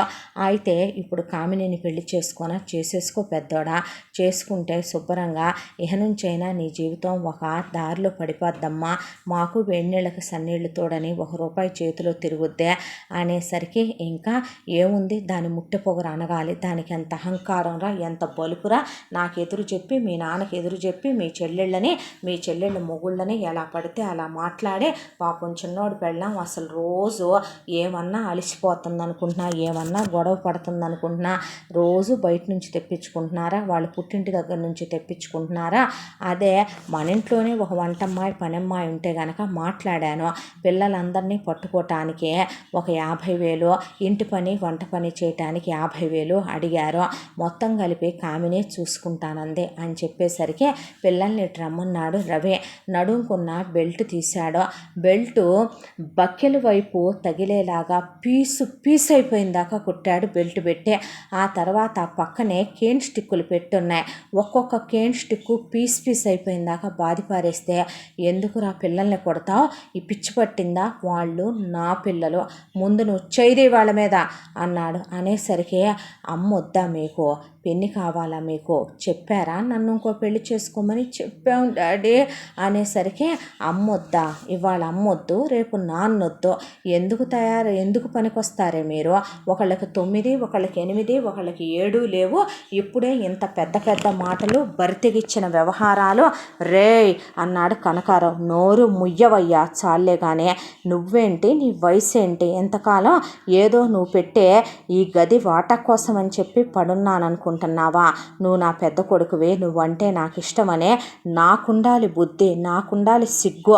నాతో పాటు నాకన్నా వెనకాల జాయిన్ అయిన వాళ్ళు కూడా నాకన్నా ముందు వెళ్ళిపోతుంటే నాకు ఎన్నోసార్లు ప్రమోషన్లు వచ్చి జీతం పెరుగుద్దనే రామనాథం గారు మా ఆఫీసర్ గారు చెప్పి ఎటు మనం ఉన్న సెక్టార్లో లంచాలు తీసుకోవాలయ్యా, తీసుకోకపోతే గూండాలు ఊరుకోరు, తీసుకునే దాంట్లో ఎంతో కొంత పర్సంటేజ్ ఇస్తాను రవి నీకు కూడా, ఆ తర్వాత నా పొజిషన్లో ఉండాలి నువ్వు, ఈ పాటికి నువ్వు జనరల్ మేనేజర్ అవ్వాల్సిందే నాన్న అని చెప్తే ఒళ్ళు బలిసి నాకు వినకుండా మా అమ్మ కావాలి, మా నాన్న కావాలి, నా పిల్లలు కావాలి, ఈ ఇల్లు కావాలి అని నా తమ్ముడు నా చెల్లెళ్ళని నేను వచ్చి ఇక్కడే ఉన్నందుకు నా చెప్పుతో నన్ను నేను కొట్టుకోవాలి. ఏమే నా పెళ్ళం పిల్లల్ని కన్నాకి ఎందుకు పనికిరాదా? మరి మీరు కన్నారుగా, మీ మొగుళ్ళకి పనికిరాట్లేదా? రోజుకో దాన్ని మాట్లాడుకొస్తున్నారా? మీ మొగుళ్ళ దగ్గరికి మీరే వెళ్తున్నారుగా. ఏమ్మా 60 ఏళ్ళు దాటిన నీకు 70 ఏళ్ళు దాటిన నీ మొగుడికి రోజు సంసారాలు కావాలి, 40 ఏళ్ళు ఉన్న నాకు నా పెళ్ళాం ఒంటి మీద నేను చెయ్యకూడదు, నువ్వు గుమ్మానికి అడ్డంగా పడుకుంటావా? పిల్లల్ని తల్లికి ఎగనెస్ట్ చేస్తావా? నా పెళ్ళాం ఎందుకు చెయ్యాలి ఇంట్లో చాకిరీ? ఎవరికి చేతులు కాళ్ళు పడిపోయినాయి అని చెయ్యాలి? వెళ్ళి అక్కడే ఉన్న తమ్ముడు పెళ్ళాన్ని లాగి దవడబెట్టి ఒక్కటి తీసి చెల్లెళ్ళని తీసే అమ్మ మీదకి చెయ్యి తాగిపోయాడు రవి. నన్నే కొడతావా అందే అనుపమ. తమ్ముడు పెళ్ళాన్నే కొట్టేంత కుసంస్కారిని కాదు, కానీ నీకన్నా వయసులో పెద్దోడిని కదా, నా పెళ్ళాం ఇంటికి పెద్ద కోడలు కదా, నా భార్య కదా, నీకు తోడుకోళ్ళ కదా, అక్క కదా. నా పెళ్ళాం ఏమన్నా నీ పిల్లలకు ఆయానా, కేర్ టేకరా, పని మనిషా? అలగాదా అదే? అది నీ పిల్లలకు పనులు చేయాలా? నా పెళ్ళాన్ని కొట్టడానికి నువ్వెవత్తివే అన్నా అనేసరికి నోరు ముయిరా ఆడంగి వెధవ, డబ్బుల కోసమని ఒక ఆడదానికి లొంగిపోయిన సన్నాసి. వీడికి మాత్రమే హోప్స్ ఉంటాయా? వీడికి మాత్రమే ఆశలు ఉంటాయా? వీడికి మాత్రమే కళలు ఉంటాయా? అసలు ఊళ్ళో ఉంటా గవర్నమెంట్ ఉద్యోగాలుండి సిగ్గు శరం లేకుండా ఇల్లరికం వచ్చిన మీ మొగుళ్ళని ఏమనాలే, మమ్మల్ని ఎందుకంటావు అన్నారు చెల్లెలు మొగుళ్ళు. ఎందుకు అననరా? మీ పిల్లల ఫీజులు మేం కడతామేంటి? మీరు పందుల్లాగా ఎక్కడ పడి తింటామేంటి? మీ జీతాలు పెట్టి మీరు విల్లాలు కొనుక్కుంటారా, అద్దెలకు ఇచ్చుకుంటారా, డైమండ్ సెట్లు చేయించుకుంటారా, ప్రాపర్టీలు కొనుక్కుంటారా, మ్యూచువల్స్లో రిటైర్మెంట్స్లో సేవింగ్స్లో పెట్టుకుంటారా? ఏరా వీరేంద్ర, నీ అత్తగారిచ్చిని జాగ్రత్త చేసుకొని నీ శాలరీతో నువ్వు ఎంజాయ్ చేస్తావు. మీ ఇద్దరు కూడా అమ్మా నాన్న మీ లైఫ్ గురించి మీరు ఆలోచించుకుంటారు. నాకు పెళ్ళాం ఉండి, నాకు పిల్లలుండి, నాకు బతుకుండకూడదు, నాకు సంతోషం ఉండకూడదు. వాణి అని పెద్దగా పిలిచేపాటికి వాణి బయటకు వచ్చిందే. పిల్లల్ని జుట్లు పట్టుకున్నాడు ముగ్గురే. పట్టుకొని వీళ్ళ ముగ్గురు బట్టలు మన బట్టలు కూడా సర్దు, పద వెళ్దాం, వెళ్ళి ఆ రామనాథం గారి కాళ్ళు పట్టుకుంటాను. నాకన్నా వెనకాలొచ్చిన వాళ్ళు కూడా పెళ్ళిళ్ళు చేసుకొని వేరు కాపురాలు పెట్టుకొని మేము ఇల్లు కొనుక్కున్నాం, కారు కొనుక్కున్నాం, పెళ్ళానికి నగలు కొన్నాం, పిల్లల్ని పెద్ద స్కూళ్ళల్లో చదివిస్తున్నాం, పిల్లలకి సేవింగ్స్ మొదలుపెట్టాం, ప్రాపర్టీలు కొంటున్నాం అని చెప్తే వింటూ ఊరుకున్న ఆడంగి వెధవని ఎన్నాళ్ళు. ఏదైనా ఉంటే మన ఇద్దరికి తర్వాత ఆలోచించుకుందాం, పదరా వెళ్ళిపోదాం ఇక్కడి నుంచి అనేపాటికి నా ఆస్తులు చిల్లిగవ్వ పెట్టనన్నాడు కనకారావు. నీ చిల్లులు నీ గవ్వలు నీ దగ్గరే ఉంచుకో, ఇన్నేళ్లుగా నేను ఉద్యోగం చేసే మీకే కదా ధర్మపిచ్చం వేశాను, ఖరీదైన ముష్టి వాళ్ళకే, కన్నందుకు నీ పెళ్ళాం గర్భసంచికే వీరి కణం దానం చేసిన మహాపురుషుడివి నువ్వు. కోడల్ని చూడకూడని చోట చూసే నిన్ను ఏమనాలయ్యా? చిన్న కోడల్ని చూసుకో ఇహ నుంచి. నీ చిన్న కొడుకు 4 షోలేసి చూపిస్తాడు నీ చిన్న కోడల్నే. నా పెళ్ళామే అంత తేలిగ్గా ఉందా? ఇక్కడ ఎవడిష్టం వచ్చినట్టు వాడు ఏమే ఊసే అంటాం, దేనిష్టం వచ్చినట్టు అది కొడతాం, దేనిష్టం వచ్చినట్టు అది తిడతాం అని పిల్లల్ని బాదుకుంటూ అక్కడి నుంచే ఇక పిల్లల్ని తీసుకొని వెళ్ళిపోయాడు రవి. వాడికి బాగా సంసారం పిచ్చెక్కింది. అది వయసులో ఉంది కదా, అది దూరం పెట్టేపాటికి వాడికి దాని మీద మోజు పుట్టుకొచ్చిందయ్యా. అందుకే వాడు దాన్ని తీసుకొని వెళ్ళిపోయాడయ్యా. ఈ రోజుతో పెద్ద కొడుకు సచ్చాడు అనుకోవే. మన బతుకు మనం బతకలేమా ఏంటయ్యా అనేసి రోషంగా వీళ్ళంతా లోపలికి వెళ్ళిపోయారు. రవి వాణిని తీసుకొని డైరెక్ట్గా ఆఫీసర్ రామనాథం గారి దగ్గరికి వెళ్ళి జరిగిందంతా చెప్పాడు. చెప్తే ఆయన ఒక ఇల్లు తీసుకొని ఒక 6 నెలల పాటు ఇక్కడ వర్క్ చెయ్యి, తర్వాత నేను నీకు ట్రాన్స్ఫర్ వచ్చేలా చూస్తాను, జిఎంకి నేను నిన్ను రికమెండ్ చేస్తాను అని చెప్పేపాటికే రామనాథం గారు నాకు కూడా అదే ఊరు ట్రాన్స్ఫర్ వచ్చుద్ది, వెళ్ళిపోదాం ఇద్దరం అని చెప్పాడు. ఆ తర్వాత 6 నెలల పాటు రవి వాళ్ళ ఇంట్లో అంతకుముందు కూడా సొంత పిల్లాళ్ళ తిరిగి ఆయన ఏదన్నా పని చెప్తే ఆయన పిల్లలు ఫారెన్లో ఉంటారని వాళ్ళని హాస్పిటల్ తీసుకెళ్ళటం, మెడికల్ చెకప్లు చేయించుకురావటం, రిపోర్టులు తేవటం, ఆయన భార్యను సొంత తల్లిలా చూసుకోవటం హెల్ప్ఫుల్గా ఉండేవాడు రవికి మంచి పేరుంది.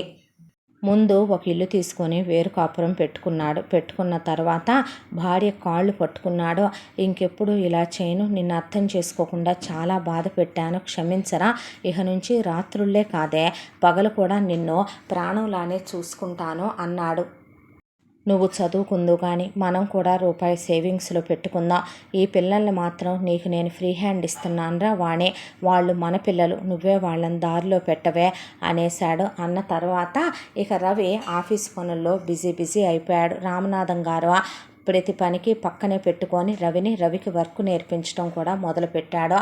ఆ తర్వాత రవి వాళ్ళు ఆ ఊరు నుంచి ప్రమోషన్ ట్రాన్స్ఫర్ వచ్చి రామనాథం గారు వాళ్ళతో పాటు వేరే ఊరికి చాలా దూరం వెళ్ళిపోయిన తర్వాత రామనాథం గారు ఎటు ఆయన లంచాలు తీసుకోవాలి, లేకపోతే ఆయన ఉన్న సెక్టార్లో గుండాలు ఊరుకోరు, తీసుకునే దాంట్లో రవికి 25% ఇచ్చేవాడు ఆయన.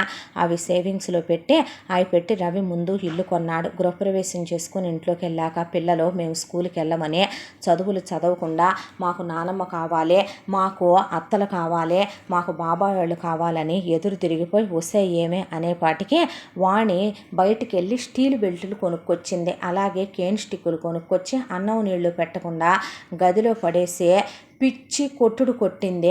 ఒక 15 రోజులు అలాగే పడేసేపాటికి నీ కాళ్ళు పట్టుకుంటాం మమ్మీ, నీకు దండం పెడతాం మమ్మీ, నువ్వు చెప్పినట్టే వింటాం మమ్మీ, నీ వాల్యూ తెలుసుకోలేదు మమ్మీ ఎంతకాలం నుంచే అని స్కూల్కి చాలా పద్ధతిగా వెళ్తూ వినయ విధేయతలతో పెరగటం మొదలుపెట్టారు పిల్లలు. ఆ తర్వాత వాణి డిగ్రీ పీజీ రాసుకొని గవర్నమెంట్ జాబ్కి రాసుకొని రవి రికమెండేషన్తో వాణికి గవర్నమెంట్ జాబ్ వచ్చిన తర్వాత పిల్లల్ని పద్ధతిగా పెంచుకుంటూ భార్యకి కూతుళ్ళకి బంగారం కొని రేపొద్దున రాబోయే కొడుకు పెళ్ళానికి కూడా కొని పిల్లలకి ప్రాపర్టీలు సేవింగ్స్ అని వాళ్ళ బాధ్యతల్లో వాళ్ళు మునిగిపోయారు మొగుడు పెళ్ళాలు. వాణి మాత్రం మళ్ళీ పుట్టింటి వాళ్ళని తన ఇంటి వైపు కూడా చూడొద్దని తెగేసి చెప్పేసింది. వాళ్ళతో కానీ మొగుడు కన్నవాళ్లతో కానీ కాంటాక్ట్స్ పూర్తిగా తెంచేసుకున్నారు. ఎప్పుడైతే వీళ్ళు వెళ్ళిపోయారో అనుపమకి ఇంట్లో ఉన్న ఆడపడుచులకు అత్త పనులు చేసి తన మీద విసుక్కుంటుందనే దాంతో మొగుడిని తీసుకొని పుట్టింటికి వెళ్ళిపోయి మీ చెల్లెలు మొగుళ్ళు ఎల్లరికం రాలేదా, నువ్వు పద అనేసరికి వీరేంద్ర వెళ్ళిన అల్లుడి చేత అత్త మామ కలిసి అనుపమ కలిసి శుభ్రంగా ఉద్యోగం మానిపించేసి ఇక నువ్వు ఏదైనా సరే బిజినెస్ పెడదు కానీ అనేసరికి కరెక్ట్గా అదే టైంకి అనుపమ తమ్ముడు అప్పటికే విసిగిపోయింది. ఈ కెటు మొత్తం అక్కకి దోసేస్తారు, వీళ్ళెటు పెళ్లి కూడా చేయరనే దాంతో తన ఒక అమ్మాయిని ప్రేమించి పెళ్లి చేసుకొని కోర్టులో దావా వేసి తనకు రావాల్సిన ఆస్తి వాటా వరకు ఆ అబ్బాయి ఎటు తాతలది మనవడికే కాబట్టి తన వాటా తను తీసుకొని ఫారిన్ వెళ్ళిపోయాడు. పెళ్ళాన్ని తీసుకొని అమ్మా నాన్నలను వదిలేసి ఆ తర్వాత వీరేందర్తో అనుపమ బిజినెస్ పెట్టించింది. ఆ బిజినెస్ మొత్తం లాస్ వచ్చి రూపాయి మిగలకుండా గ్రామ్ బంగారం మిగలకుండా వీధిలోకి వచ్చేశారు.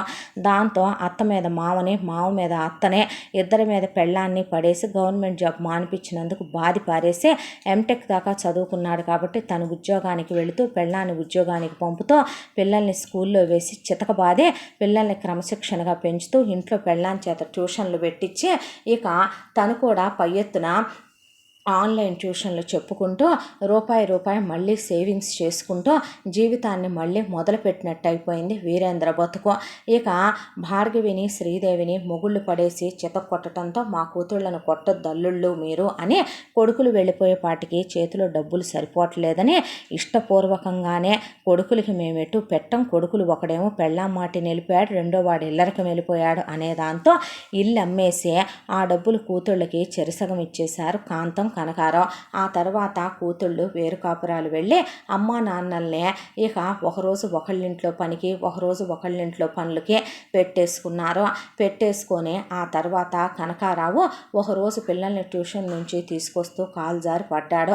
గవర్నమెంట్ హాస్పిటల్లో చూపిస్తే కనకారావుకు షుగర్ ఉండి ఆపరేషన్లు చేయించాల్సి రావడంతో కూతుళ్ళు ఆ డబ్బులు మేము పెట్టుకోలేమన్నారు. కాలు కుళ్ళిపోయి అది పైకెక్కి కనకారావు మంచంలో పడి నరకం అనుభవించి చచ్చాడు. ఆ తర్వాత కాంతమిక పిల్లల్ని చూసుకుంటూ ఎండి ఒరుగైపోయి కూతుళ్ళిళ్లల్లో చాకిరీలు చేసి చేసి చేసి చేసి చేసి ఎముకల్లో సున్నమంతా అయిపోయిన తర్వాత కూతుళ్ళు పట్టించుకోక బోన్స్ అన్నీ అరిగిపోయి మనిషి చివరికి మంచాన పడేసరికి తీసుకెళ్ళి అనాథలు ఉండేటటువంటి ఒక ఆశ్రమంలో వదిలేస్తే పెరాలసిస్ వచ్చి చేతులు కాళ్ళు పడిపోయి చేసిన దానికి చిత్రవద అనుభవించే ఆ ఆశ్రమంలోనే పోయాక అనాథ శవంగా మీరే తగలేసేయండి అని చెప్పేసి వదిలేశారు కూతుళ్ళు. ఇలా వీళ్ళందరి కథలు ఒక కంచికి చేరితే వాణి పిల్లలు పెరిగి పెద్దవాళ్ళు అయ్యారు. పెద్ద పెద్ద చదువులు చదివించాలనుకున్న వాణి కళ నెరవేరింది. ఉద్యోగాలు వచ్చినాయి, పెళ్ళిళ్ళు అయినాయి, ఎక్కడెక్కడో సెటిల్ అయ్యారు. పిల్లల్ని పద్దాక రమ్మని కూడా వాణి అనేది కాదు, రోజుకొకసారి మాత్రం అమ్మకు ఫోన్ చేసేవాళ్ళు. చిన్నప్పుడు చేసిన దానికి సారీ చెప్పేవాళ్ళు. చాలా క్రమశిక్షణగా పద్ధతిగా పెరిగి పిల్లలందరిలోనూ మంచి పేరు తెచ్చుకున్నారు. వాళ్ళ కాళ్ళ మీద వాళ్ళు ఆధారపడ్డారు. రవి తన లైఫ్లో ఉన్న డ్రీమ్స్ అన్నీ కూడా వాణి వచ్చిన దగ్గర నుంచి, వేరు కాపురం పెట్టుకున్న దగ్గర నుంచి ప్రతిరోజు హనీమూన్లా, ప్రతి రాత్రి పున్నమి రాత్రిలా తను భార్యతో ఎలా గడపాలనుకున్నాడో, పెళ్ళాం కాళ్ళకు గోరింటాకు పెట్టుకోవటం, నెయిల్ పాలిష్ వేసుకోవటం, పెళ్ళాంతో కలిసి స్నానం చేయటం, ట్రిప్పులకు వెళ్ళి రావటం, పెళ్ళాంతో కలిసి ఫోటోలు దిగటం, పెళ్ళాంతో సరదాలు, పెళ్ళాంతో సంతోషాలు, జీవితం హ్యాపీగా ఇక నుంచి అయినా గడపాలి అనే దాంతో సంతోషంగా గడిపేశాడు. పిల్లలకి పెళ్ళిళ్ళు అయిపోయి వాళ్ళ దాన్ని వాళ్ళు వెళ్ళిపోయిన తర్వాత కూడా వాళ్ళకంటూ కొంత ప్రాపర్టీలో లైఫ్ టైం సెక్యూరిటీ కింద కొంత డబ్బు ఉంచుకున్నారు. ఇద్దరే పెన్షన్లు వస్తున్నాయి. హ్యాపీగా రిటైర్మెంట్ లైఫ్ని ఒకళ్ళతో ఒకళ్ళు ఎంజాయ్ చేస్తూ ముచ్చట్లు చెప్పుకుంటూ పొద్దున్నే కలిసి కూర్చొని తాగే పిట్టల కిలకిల రావాలతో సూర్యోదయపో ఉషస్సులో తాగే ఒక కాఫీ, కలిసి ఇద్దరు ఒకళ్ళ నోట్లో ఒకళ్ళు తినిపించుకునే టిఫిన్, మాట్లాడుకుంటూ చేసే ఒక స్నానం, కలిసి చేసుకునే వంట, కమ్మగా నోట్లో పెట్టి తినిపించుకునే భోజనం, మధ్యాహ్నం కాసేపు రెస్ట్, ఈవినింగ్ రోజు ఎక్కడో దగ్గరికి గుడికో గోపురానికో వెళ్ళి రావటం, పిల్లలు ఫోన్ చేస్తే మాట్లాడటం, తీర్థయాత్రలని, ఆ తర్వాత చూడాలనుకున్న ట్రిప్పులని. వాణి ఎప్పుడో వరల్డ్ టూర్ వెళ్ళాలందని ఒంట్లో ఓపిక ఉండగానే వరల్డ్ టూర్కి వెళ్ళొచ్చారు. షష్టి పూర్తులు కూడా అయిపోయినాయి. హ్యాపీగా జీవితాలు 3 పువ్వులు 6 కాయలుగా సాగిపోవటం మొదలైందే. ఇక అత్తారింటి వాళ్ళకి బుద్ధి చెప్పిన ఈ కోడలి జీవితం మొత్తానికి తన కథ ఇలా ఒక కంచికి చేరిందే. ఒకళ్ళు మనకి బానిసలుగా పడుతున్నారులే, మనం ఏమన్నా కొట్టినా పడుతున్నారు, తిట్టినా పడుతున్నారు, ఏమన్నా పడుతున్నారంటే తిరగబడ్డ రోజున వాళ్ళ కోపం పటాపంచులై ఒక కుటుంబం ఇలాగే చిన్న భిన్నం అయిపోద్ది. ఇక్కడందరూ తెలిసి తప్పులు చేసిన వాళ్ళే, తెలియక తప్పులు చేసిన వాళ్ళు ఎవరూ లేరు. అందుకే వాళ్ళకి తగిన శిక్షలే భగవంతుడు వాళ్ళకి విధించాడేమో అనుకోవాలంతే. మనం ఎవరు చేసుకున్న కర్మ వాళ్ళు అనుభవించక తప్పదు అని భగవంతుడు అదేనేమో చెప్తూ ఉంటాడు. ఇంతటితో ఈ కథ సమాప్తం. మళ్ళీ మరొక మంచి కథతో కలుసుకుందాం. తప్పకుండా మన ఛానల్ని లైక్ చేయండి, షేర్ చేయండి, సబ్స్క్రైబ్ చేయండి, బెల్ ఐకాన్ క్లిక్ చేసి ఆల్ అనే బటన్ని ప్రెస్ చేయడం మర్చిపోకండి. మన ఛానల్ని సపోర్ట్ చేయండి. ఈ కథను మనకు అందించిన కథా రచయిత్రి జి యామిని శ్రీనివాస్ గారు. Thank you.